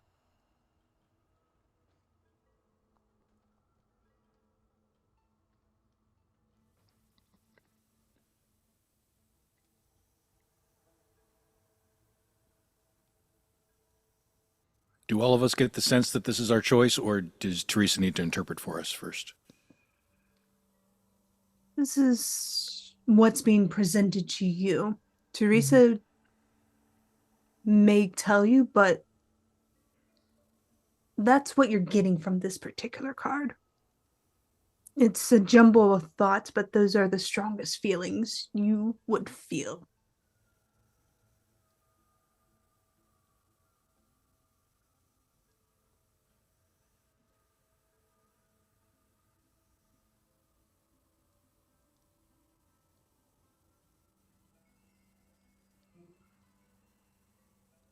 So, if I'm understanding correctly, it seems like Jenny is a important player in whatever is supposed to come next.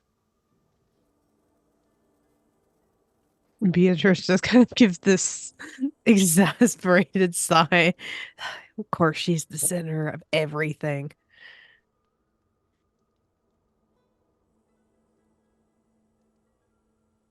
Well, Silas never showed, Mm-mm. so I don't know if that means he wants to be left alone or if we need to go check that out. But Something's definitely off. I don't know what Jenny has to do with it, but when Silas punched Mr. McCavish, I saw a flash of something. Something in Mr. McCavish's eyes were wrong. And now we're seeing signs and visions, and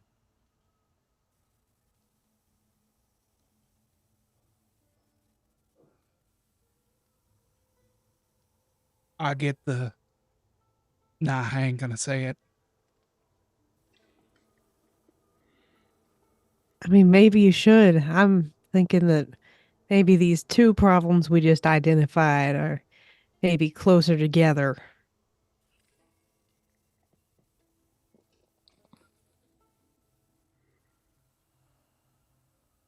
I just have a terrible sense of that people are gonna die, and I don't know if that's this telling me or just a bad gut feeling.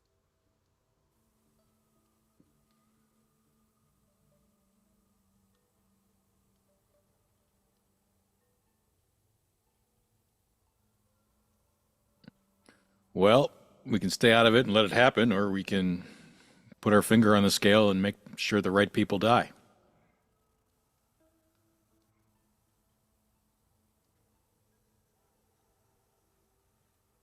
Yeah, I think we ought to pay Jenny a visit. See what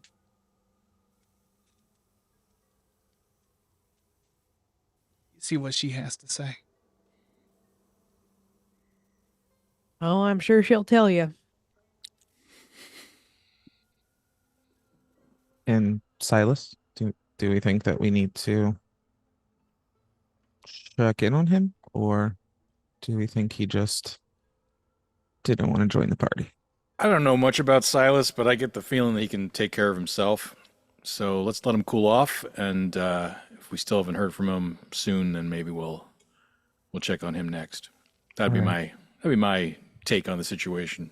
Yeah, and he said For he was sure. going over to the mines, and who knows what kept him held up there. True, true.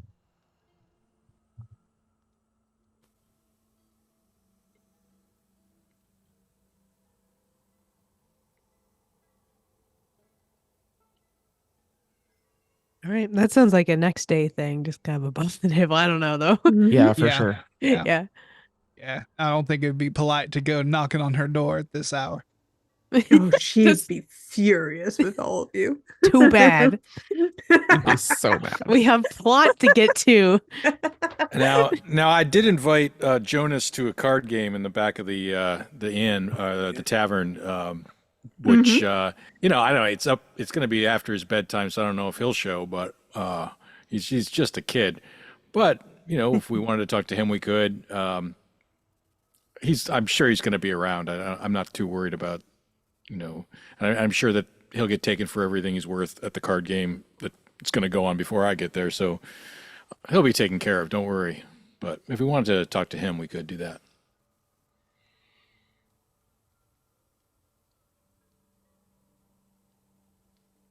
I mean, another set of eyes and ears and everything else probably couldn't hurt. Yeah, I think it's worth the effort, depending on how you feel, Teresa. Yeah, I mean, we can definitely talk to him.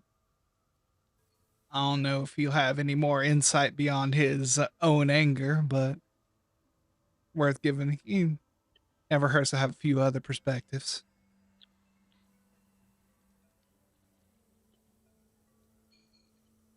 Might find out about the penny dreadfuls in the city. It's true, and the inn would be open still this late at night. Um, it caters to all sorts of people passing through and the town itself. But yeah, it would still be open.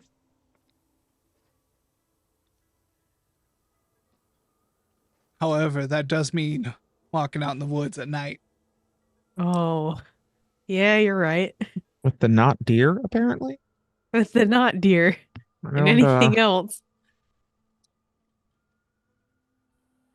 Not lions, not tigers, not deer. Oh my. Mhm.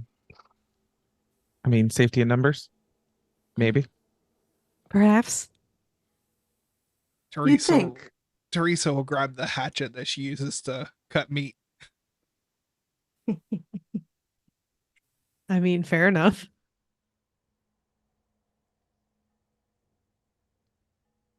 Yeah, We, you can make your way down to the inn. The card's still stuck in the floorboard. If you just leave it there, it's gonna be there when you return. Oh, yeah, Teresa will pick it up um off the floor and put the cards back in the deck and kind of cover it with a um probably what was once like a flour sackcloth. So, Yeah, it's easily enough done. Put it away. You depart your home and make the trek back towards the city or town.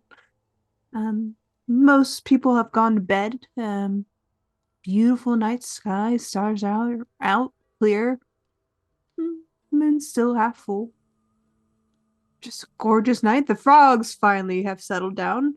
Cicadas are still loud as shit, but frogs at least have settled down.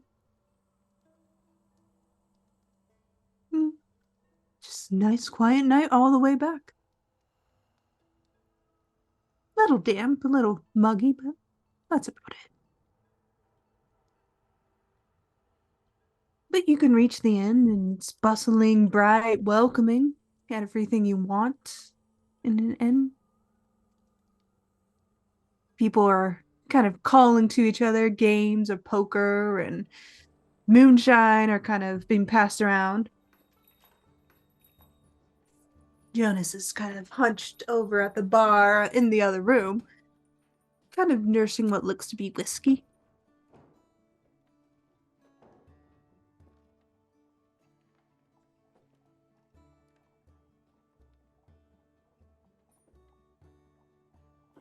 is anybody with him? Anybody like drinking with him, or are they all sort of avoiding him? Well, it looks like he's being generally avoided. The only person really tending to him is the barkeep Harris.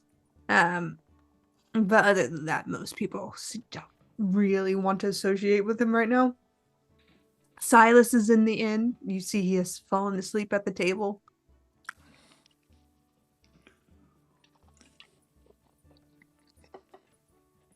Probably Well, I explains think we why he found. didn't.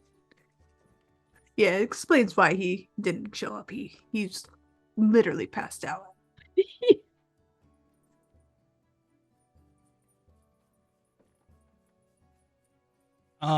Teresa will go up to Silas and kind of like gently pat him on the back and say, "Hey, Mr. Silas." You see him pull back and give you a very sleepy blink, and it's like, ah, Miss Teresa, hey. I think it's probably about time you sober up and go home to you and yours. He kind of nods and looks at his drink. It's not empty by any means, but he looks at it and nods and stands up. You're right, you're right. Kind of lifts a hand and starts to head for the door. He pauses when he sees you there and says, Sorry, I forgot.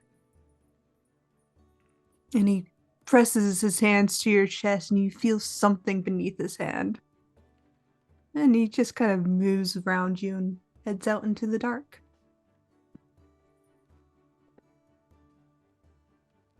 What do you mean by feel something? Is this a magical type thing, or is this he pressed something into my, like he had an object, or what? What do you mean by It that? feels like an object wrapped Hmm. around a bit of paper, or a bit of paper wrapped around this object. And he handed it to me, basically, is what Yeah, you're. Got it. it's. You get the strange sense he knows he's being watched. Hmm. Cool. I pocket it as subtly as I possibly can,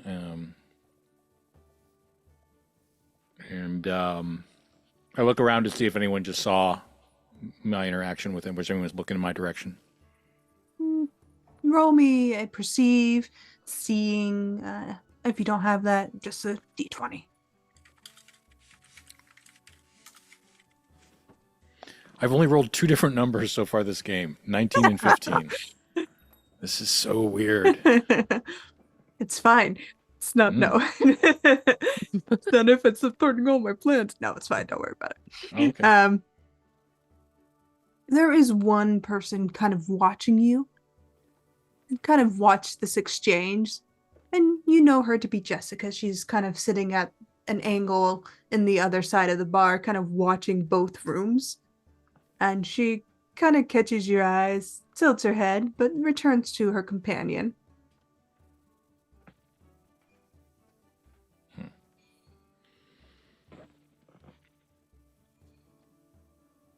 I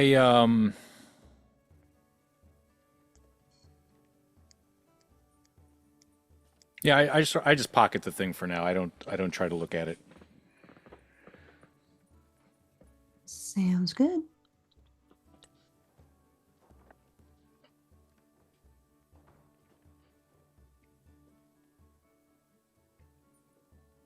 Do we want to join Jonas at the bar?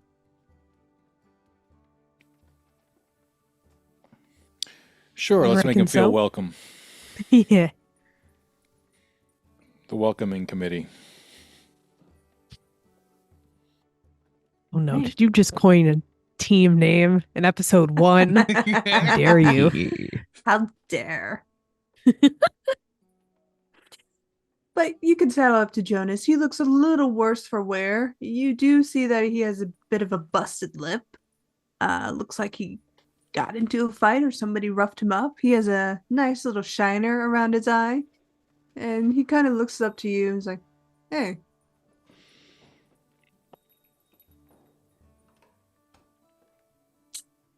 So, this town's great. You good, man? He shakes his head, then nods. I can't feel my legs, points to the glass. I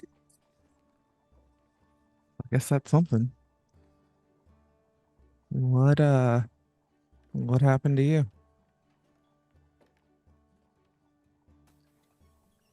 Got jumped. Went out to get some fruit for Mr. Harris here. Got jumped. Now I'm drinking. As he nods to his glass. Halfway through, it looks to me moonshine. Well, that wasn't very nice of our fellow townsfolk. Yeah.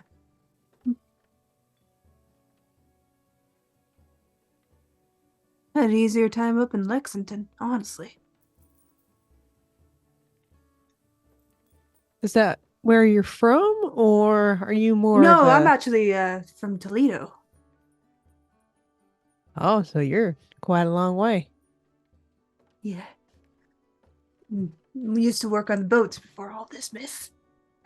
He kind of straightens up, realizing he's talking to a lady. He's like, he kind of tries to pull himself upwards, not very successfully.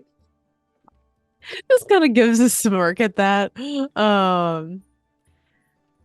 As I say, well, you're about as far as you can get for needing too many boats. And I please don't take this question the wrong way. It's a very blunt question, but I don't mean it in an accusatory way. But what made you want to come to this little tiny town of Timber? Oh, the union boss actually sent me here, miss. I really want to come, but that's where they sent me. I mean, all honestly, I have a job to do, and this is my job. I make sure that the mines are fixed and good, and the railways aren't good, but we're trying to get that in order. But hey, maybe we can get the railway system. But I don't know about the railway system. I just think the unions are good for people. And Mr. McCavish, he swings his hand, sending his drink flying across the room. He's a dick. Pardon language. I Miss. love him so much. We're keeping this one. I mean, you're not wrong.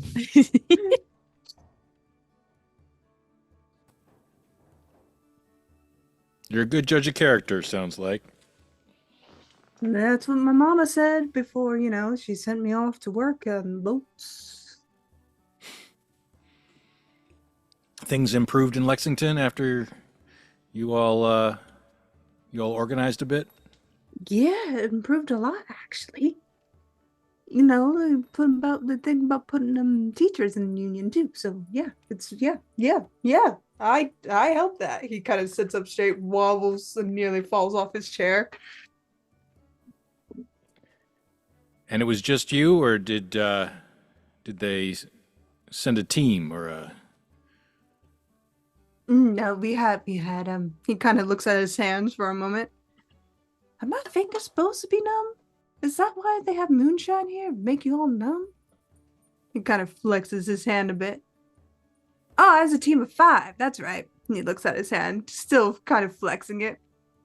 I was actually learning under Mr. Tobias, and he actually taught me everything I know. He thought I would be good, and he thinks for a moment.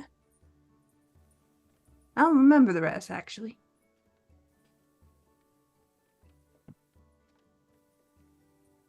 Well, tell you what, maybe your memory will come back to you after you take a good rest. Feel like you've probably partook a little too much of the local drink. This is nothing, miss. He looks around for where his drink has gone to. Harris has moved it out of his reach. It's fine. I'm fine. It's fine. It's fine. He stands up and face down into the ground. Out cold.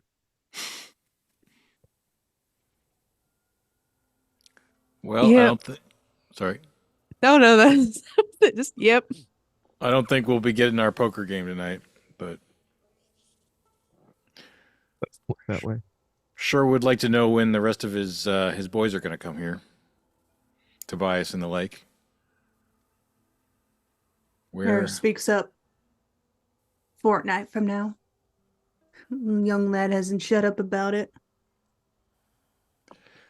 Much obliged, Harris. How's business? It's better.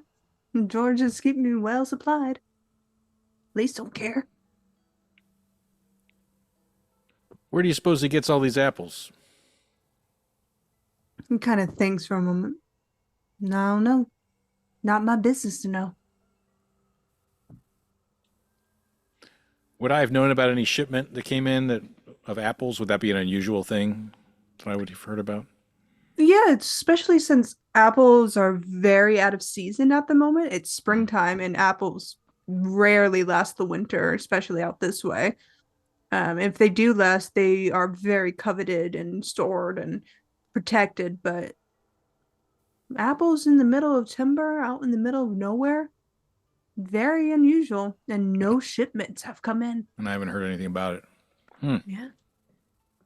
Well,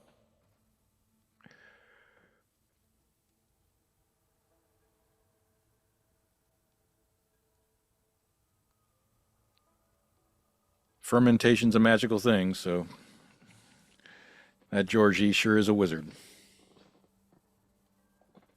Harris laughs. I suppose he is. whatever he's doing, this is the best stuff since, well, beer.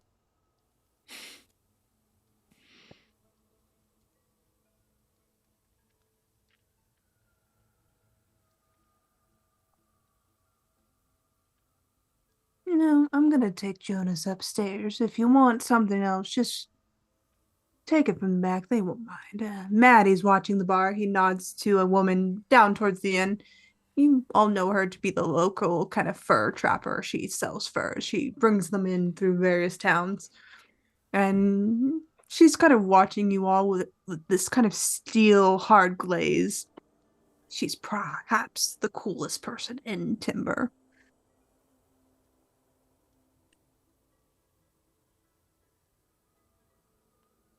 Nice.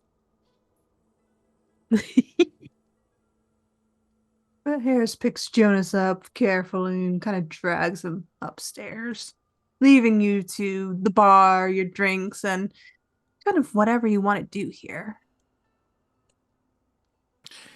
Is there a corner of the bar that's or of the room itself where we could basically be secluded? Like I could say, take something out of my pocket without drawing attention to the entire room and show it to a select group of three other people. There is. It would be down towards this kind of back area, down past Maddie. Giannis has cleared off the stage. He's prepping it for tomorrow's like dance. I thought you were going to say magic show because we did the magician card earlier. Okay. Yeah, there's Right. a dance tomorrow, and he's been prepping the stage, but he's going off to talk to people. And Maddie will leave you to the piece. She won't bother you. Cool. She doesn't care about you. In fact, she's kind of just making sure you don't steal something from the bar. Before we say goodnight, friends, I have something to show you, and I sort of signal you to follow me to the corner. Okay. Follow sit down.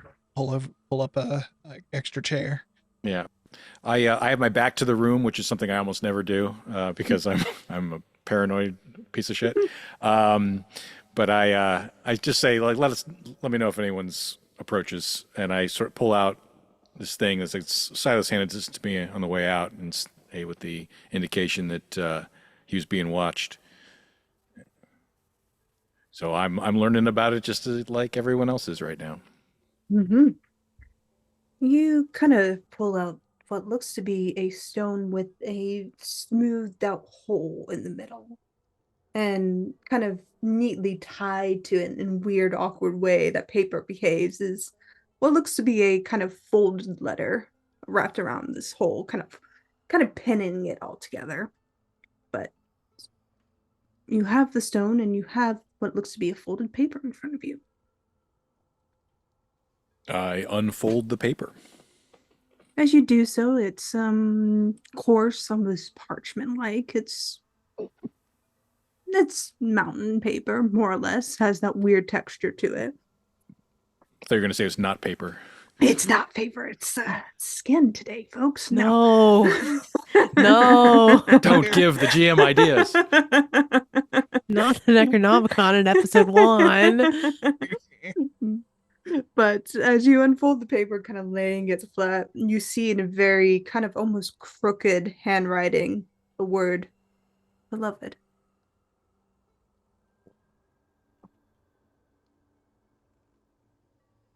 It takes me a second to read that word. Okay, I'm there.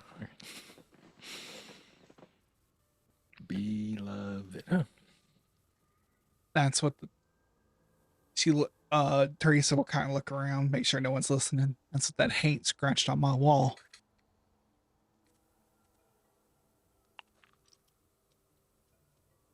Interesting. What does it mean?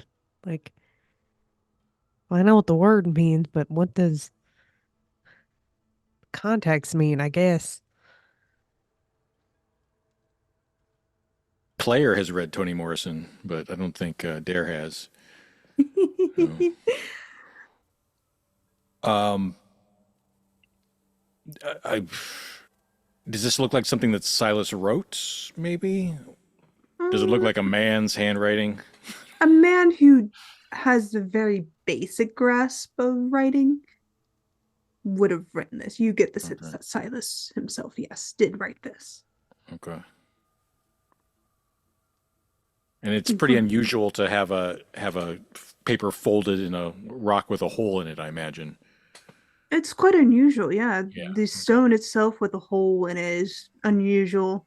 The way that Silas had pinned it together was strange. Like Hmm. it's you're not quite sure, I would say. But if you want, all of you can make a knowledge, magic, or general understanding roll if you want to understand what this stone is. I'm trained in crafting magic, and this is looking like some sort of like ward or something I'm familiar with. I would argue, yeah, it would be part of that particular branch of magic. Okay. 16 for me. This is Four- going to be a flat roll. 14 for me. Nice 8 there. Does They're just good. I'm sorry, does being trained in a skill add anything to a roll? +1. +1. So that'll be 15 then. Nice. Dare just assumes it's a mystery and he wouldn't be able to figure it out. So, he didn't fuck with that. um, you did you want to roll, Jasper? Yeah, I got a 16. Thank you. Yes. Yes. Okay. You, Beatrice. It's a nice rock. Maybe granite. You're not sure. It's a nice rock with a hole in it. Um, you, Jasper, and you, Teresa, would understand this to be a hagstone. Something from the old world, something Scottish and Irish immigrants would have used at some point to seek out the supernatural, particularly fairies or goblins, what have you, whatever their lore was specific towards this, it would allow them to see beyond sight. And you, Derry, it's a nice rock. It's really pretty, has some really nice red flecks in it, but it's something you wouldn't mess with. This is above your pay grade. Reminds me of something out west I tried once called a donut. Glad we already ate.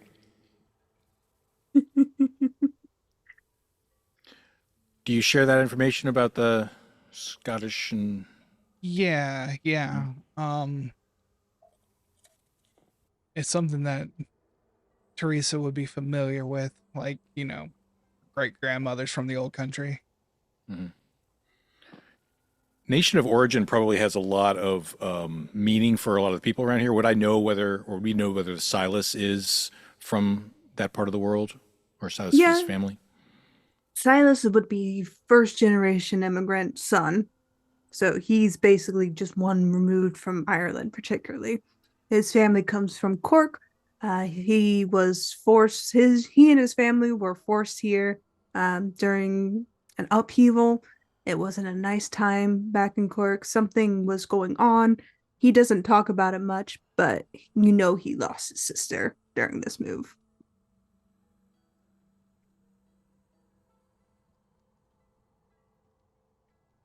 And you would also know that Silas is a very superstitious man, and he does honor a lot of the old ways, especially from the old countries.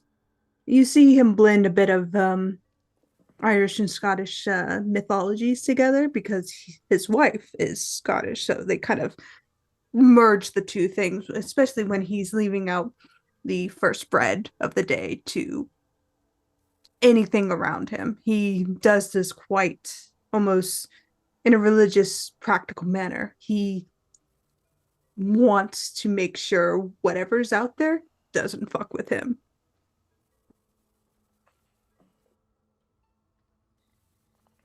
So there's the two questions, which is why did he write this beloved on the thing, and then why did he hand it to me in secret as if he didn't want somebody else to get it?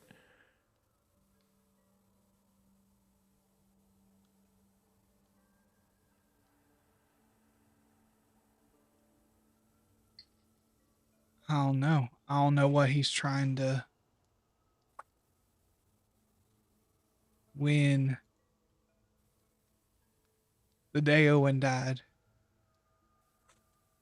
I started seeing some sort of shadowy figure.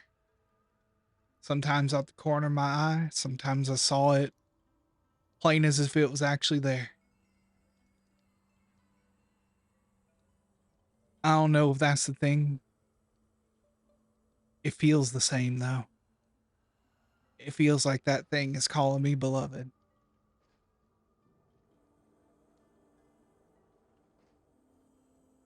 I You throw salt at it, it'll go away like most haints would. But I didn't know Silas was seeing it. Seems like he was trying to keep it happy in as much as you can keep a creature like that happy.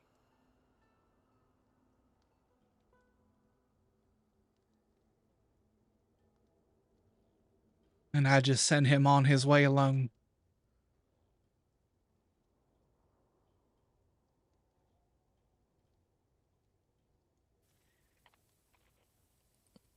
Maybe we need to.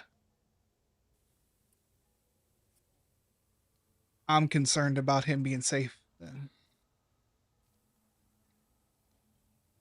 You I think there's reckon something? so too. You think there's something unusual about this night? I ain't never seen so much happen at once. That's fair. Yeah, would anyone know if it's like something weird, like a solstice or something? Why are the Good planets question. making everything weird? Mercur's in the I, microwave again. Yeah, he's dipped in the Gatorade. if you want to gain that knowledge, you can make a general history roll, mystic Ooh. roll, what have you. Something along the Yes. lines of general knowledge. All Or right, I just a am flat intelligence trained. roll, whatever you want to do Yeah, there. I'm trained in history. I'll do it. Eh, 16. Mm-hmm. Are you using that -1 to your rolls? Oh, you're right. From the, yeah, okay, so 15. It's a flat. You haven't recovered from it yet. You're right. Even with a 15, no, it's just the middle of spring. The equinox has passed. The I mean, you still have first day of May coming around the corner, but other than that, nothing weird. It's just a normal weird ass night.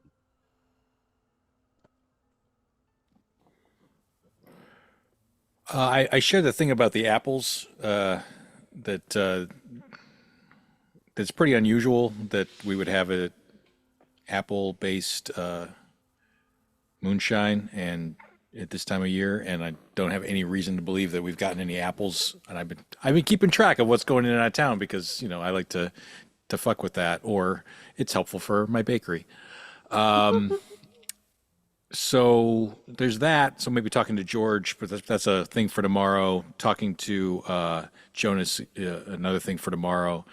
We can either call it a night or we could check on Silas. I don't know that he had so much of a head start. I don't know that we'll find him tonight, or that we'll catch up with him. And best case scenario is we knock on his house when we get there and piss him off. I'm open to that. I'm open to going to sleep and figuring it out tomorrow. And I do wonder if we used at their stone to look at the wall in your house, Teresa. Wonder if we'd see anything strange, I guess. Damn, the shit you learn in books. I'm just going off of the knowledge that you've told me I had nothing to do with the hagstone. Hagstone, right? Okay. Gotta remember that. Um, had no idea about it before now. You learn something new every day. Teresa just kind of instinctively just knocks at the table, like just kind of touching wood, and says, "You know, I ain't got a lot of other ideas. I don't like it, but it's not a bad idea." So the hagstone is considered an artifact. You can mark that on your page, whoever wants to keep it. It has unlimited uses. However, each time it is used, the drawback is you get one step closer through the darkness.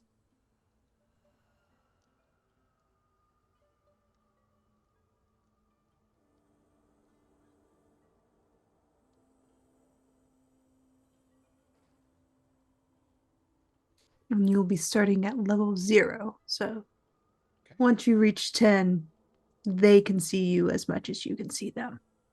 Ooh. We want to have Dare hold on to that since it was given to him. I have no reason to hold on to this freaky thing, so I'm happy to hand it off. I'm not scared or nothing. I just Not it. seems like something that you all would enjoy. I mean, As- I would love to keep as a toy, but you seem to appreciate it so much more. You know, as much as I would want to, I have an inability to use magic and things, so it's probably not a good Same. idea for Beatrice to do that. Yeah. Teresa, if you want me to hold on to it, I will. And just let me know when you want to do something weird with it. No, I got it. I'll hold it. Lord have mercy. I mean, I can hold it. I just can't use it. You can all use it, just I mean, I it can has use it, but I have an inability, consequences. and that too. I don't, you know, I don't know that I want to play with that. Yeah, the inability moves you 2 steps up, where somebody who actually knows how to use it only moves up by 1. Consequences. I'm trained in using magic, so When time um, comes, if you want me to take one for the team, that's probably something that Dare will do. But Yeah, same. above the Mhm. table, like Teresa's Mhm. like very superstitious. She's also very good at this stuff. She's just It's great. It's a great combination. Dare is fatalistic in a lot of ways. He kind of knows where he's going, so not in any terrible hurry to get there. But yeah. Not here to have a long time. I'm here to have a good time. there you go. That's good. Yeah. Yeah, maybe we go home and just rest up and see what answers we can find in the morning when people are themselves. Sounds like an Options idea. is home. You can find Silas. Silas isn't so far up the path to his home. You can't. You won't miss him if you want to, but if you just want to go home, that's completely fine. Catching up to Silas is. I think Teresa would walk away to where would see if she could intercept Silas on the way home. So, if anyone wants to come with her, that's fine. Like there's No, we're gonna let you walk alone in the woods after all of this. That sounds like, and we're gonna split the Great party, idea. which is a great idea too. Mm-hmm. Player Do and it. character being stupid. Do it. All right, sure, sounds good. Yeah, let's do it. let's follow. I Yeah, dare yeah, you. I'm for it. Do what I dare you. And this is episode 1. Great. How fast can Gen I, of TPK course, follow. party? Real fast. Very guys. fast. I Especially all these believe you. trees, apparently. All these trees. Oh my Approximately god. 2 hours and 45 minutes. That's right. So, Silas lives in the woods, and he lives fairly close to mine. He has a lot to do. He is he's a busy man, and you know him to be kind of a busybody with everything. But you kind of intercept yourselves into the woods, and you see a couple lanterns on the ground. One is flickering, the one is other kind of almost ready to die out, and by the time you reach it, it does die out.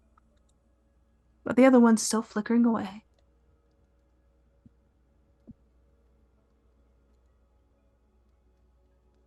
You see footprints.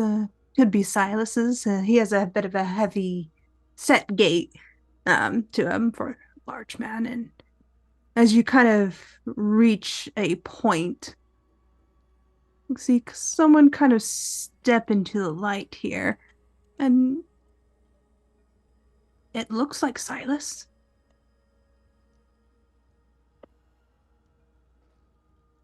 Don't like the way you said that. Mr. Silas, is that you? He pauses as he's mid kind of stooping to pick this lantern up, and he turns towards you, and you see a cut across his forehead. It looks like something got him across the forehead.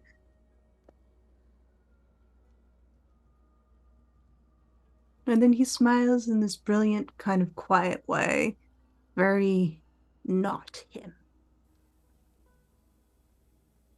And he kind of throws up his hands, and you see his face shift to that of a very young man. Kind of bright, curly hair, brilliant blue eyes, a very clean outfit. And he says, "Well, look at all you.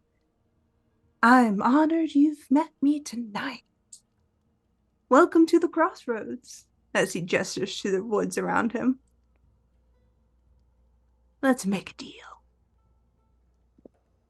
As he kind of gestures to what looks to be 4 stone seats that were suddenly just there. You're not sure how they got there, but they're there now. And he sits down next to the lantern and puts it in front of him, gesturing kindly welcome, and he says, "I am excited for all of you. I've been watching each and every one of you for some time, and I am excited."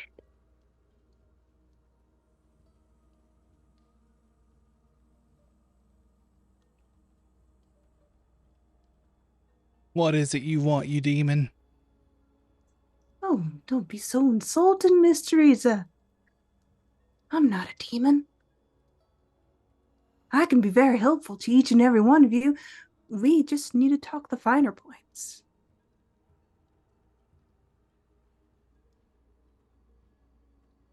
And what makes you think we're interested in a deal tonight?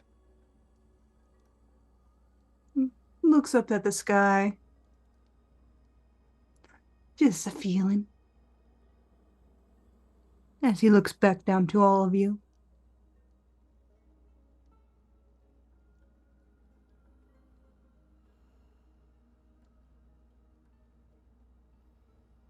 Well, you're here. Make your case. He stands up, brilliant, as he kind of goes into the showmanship style. "I am here to help all of you. I've always been here to help all of you.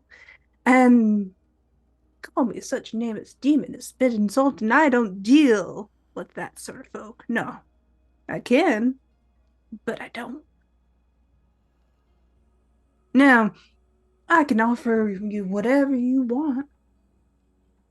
Anything on this world that is mine to give, I can give it to you. For a price, naturally. We can't have an equivalent exchange thing. That's not how the natural world works. There has to be give and take.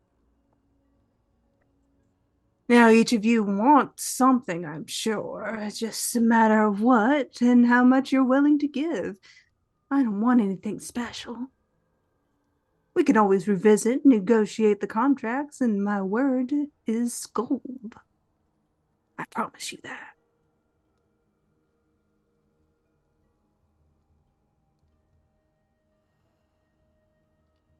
Anything on your minds?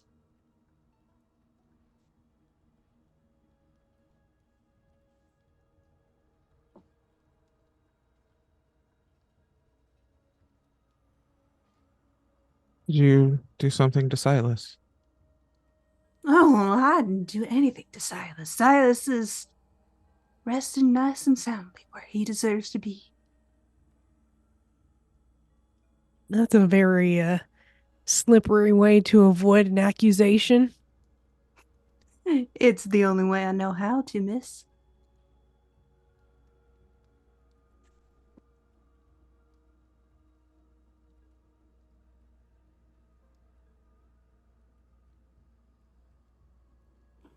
How do we know that whatever you're going to offer us won't be tainted with a downside that we didn't anticipate?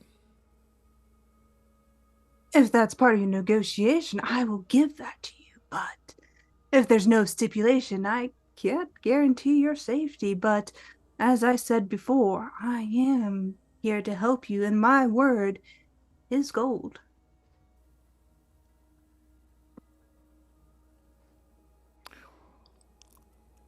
You sound kind of like a company man. That's what they all say. I suppose that's true. I can sound more like you if I want. As his face shifts and he looks like a miner straight out of the mine. Is that what you want? It ain't how you say it, it's what you say. Ah, he shifts back to the elegant man. I could never act to master the human mimicry. It's all jumbly. You're all sticky sort of folk.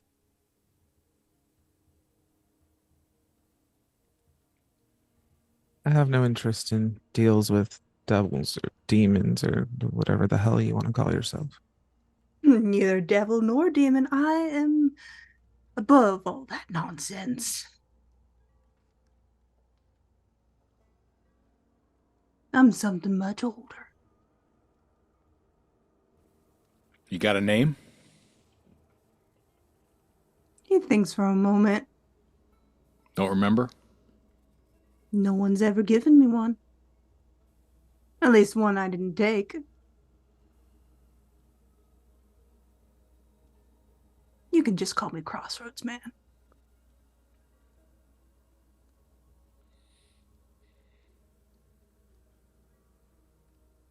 But I'm not a demon. I'm not the devil. Trust me, I know what he looks like, and it ain't me.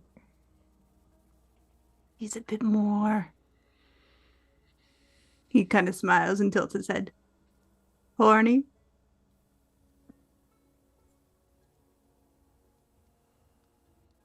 You the one giving me visions? Trying to Ah, taint my answer? Ask you for no, some sort of divine intervention? no, that's not me. That's something else. Something. He looks to your left. Sweeter.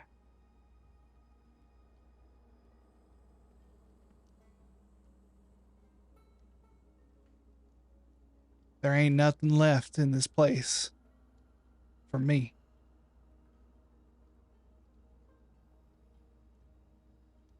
And I've taken enough from men with silver tongues.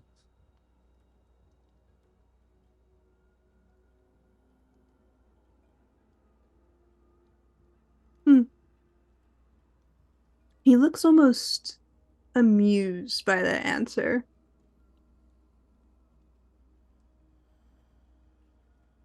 But he sits down on his rock and thinks for a moment.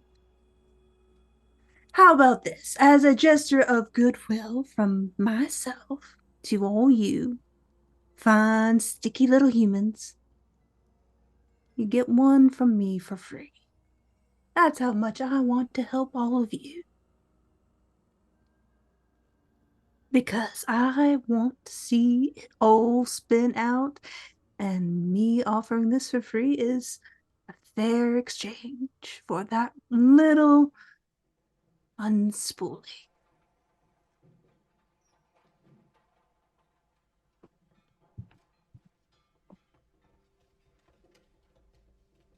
Of course, you don't have to choose right now. One for free can be in any time, any place, any moment. Just call my name. I'll be there at the crossroads, waiting.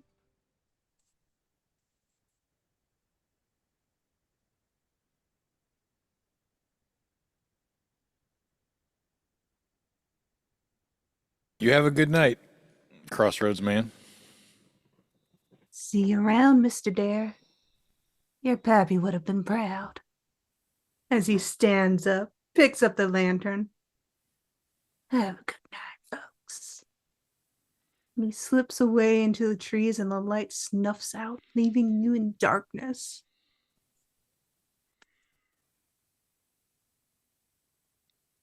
Well, that was a good idea, Teresa.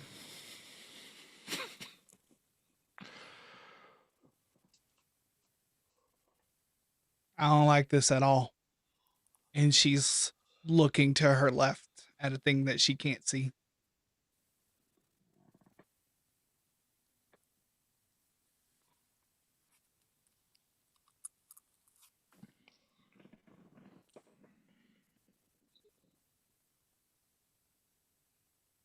Jasper will just put a hand on the middle of Teresa's back. Perhaps we should get home. That sounds like the best idea any of us has had all day. Though I am still a bit worried about Silas. Me too. Yeah. I think that thing has him. And I don't think it's going to be the last person that this thing bothers. Well, it's not like we're gonna run anything more scary than that. I'd be okay with walking the rest of the way to Silas's just to see if we spot him. And Yeah. best case is maybe he's passed out on his way home. Teresa Yeah. will pull out a flashlight that she grabbed. So we're not completely in the dark here. It's Yeah, I've got a light too. flashlight is not in the modern term. Let's say it's definitely one of those flashlights you have to wind up. And it Yeah. gets very small beam lights. One of Mhm. those annoying ones, old ones. But it'll do. But you make your way up to Silas's. Trek is quiet. The birds aren't singing. Nothing's making any noise. And you see Silas's home near what looks to be the entryway of the mining encampment. Lights are on, and you see Silas sitting on the porch, smoking on a pipe. His wife is pressing what looks to be a bandage to the side of his head.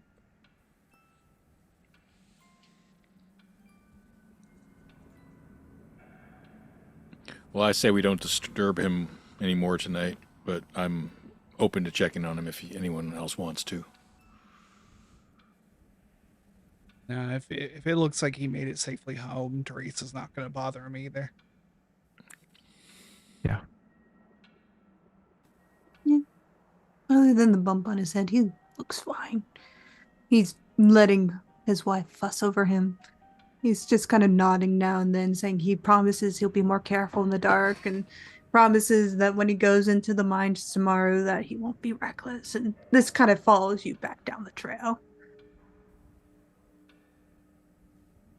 But it's uneventful the rest of the way. All right. Scattering to your homes. Beatrice, you mind if I walk you home? The last leg that after we drop off Teresa and Jasper. Yeah, that would actually be mighty fine. I appreciate it. Safety in numbers, even if it's only two. It's because I'm worried about you. I'm not scared. Oh, of course.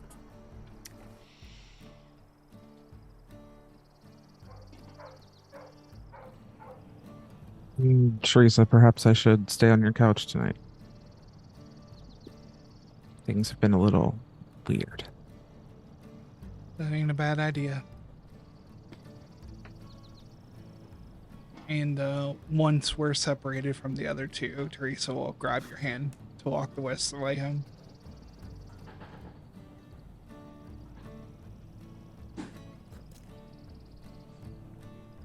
No, Give you a little squeeze. Yeah, it's despite the trepidations of the day and night, it's nice to have somebody's company at your side for sure.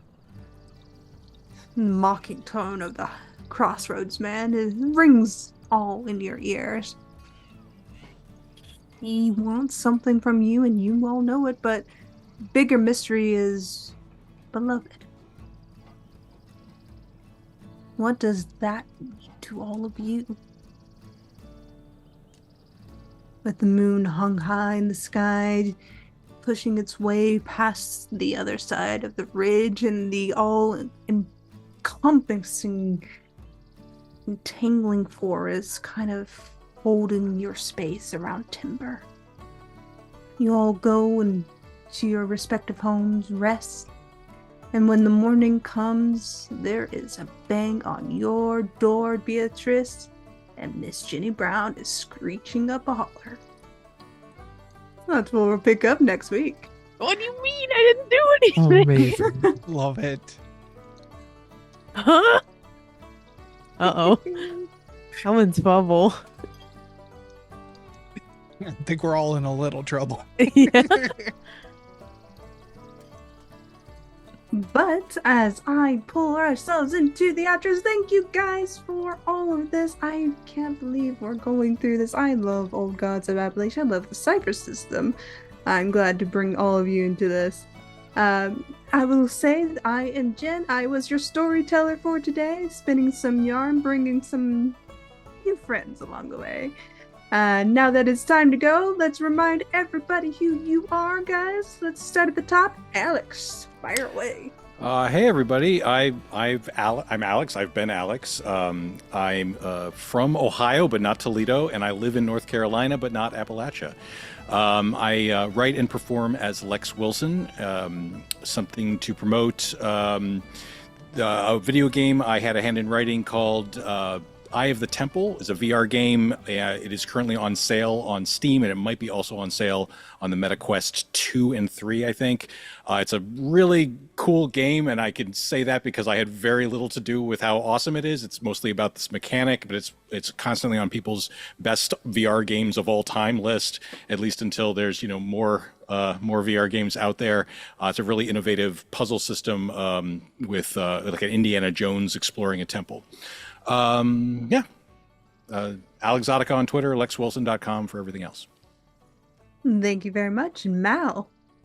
Hi, I'm Mal, aka Archangelic. You can find me here on this channel running both the Heir of the Dragons on Sunday nights, Girl by Moonlight, Tuesday nights. We went over all that in the announcements, and here, of course, playing Teresa. You can find many links for me. My website is archangelic.space. Thanks, y'all. Thank you, Sir Heckellock. Tell us a bit about yourself as we leave tonight. Yeah, hey everybody. It's me, Sir Heckelot.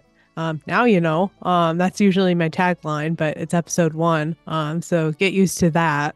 I'm here. I'm on your screen, and tonight I played Beatrice. You can find me all over the internet at Sir Heckelot, including Twitch, Itch, I guess Twitter, as long as supplies last, etc., etc. Just find me. That's the best place to figure out where I'm going to be in the TTRPG space next, because I tend to wander a lot and wear a lot of hats and do a lot of things.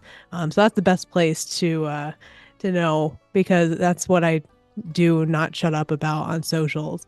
And if you like cool veterinary school updates, I do that a lot there too. I just started clinics. Today was my 3rd day. So there's going to be a lot more interesting stuff in the future. So if you're interested in that, stay tuned. But yeah, that's me. And Siliqui, tell us a little bit about yourself as we leave tonight. Hey, I am Siliqui Jaden. You can find me everywhere online as Fat Sapphic Bro. I mostly hang out on TikTok and make a variety of content, so feel free to follow me there. As for streaming, I gave it all in the announcement, but a quick little nutshell. I'm here on Twitch most Sundays, 7:30 to 9:30 p.m., most Mondays, 5 to 7 p.m., Tuesdays, 6 to 9 p.m., and Wednesdays, 2 to 5 p.m., all PST. Thanks for hanging out with us. And a big thank you to one and all for joining us tonight. A little spooky story, bit from my hometown, and bit from stories I've gathered while doing my own research as a ethnographer. You can find me on Twitter. You can find me here. You can find me just about anywhere in the TTRPG space where I linger or just bounce about. But as we put out the fires for tonight, put out the candles, and go to bed, thank you. Have a good night.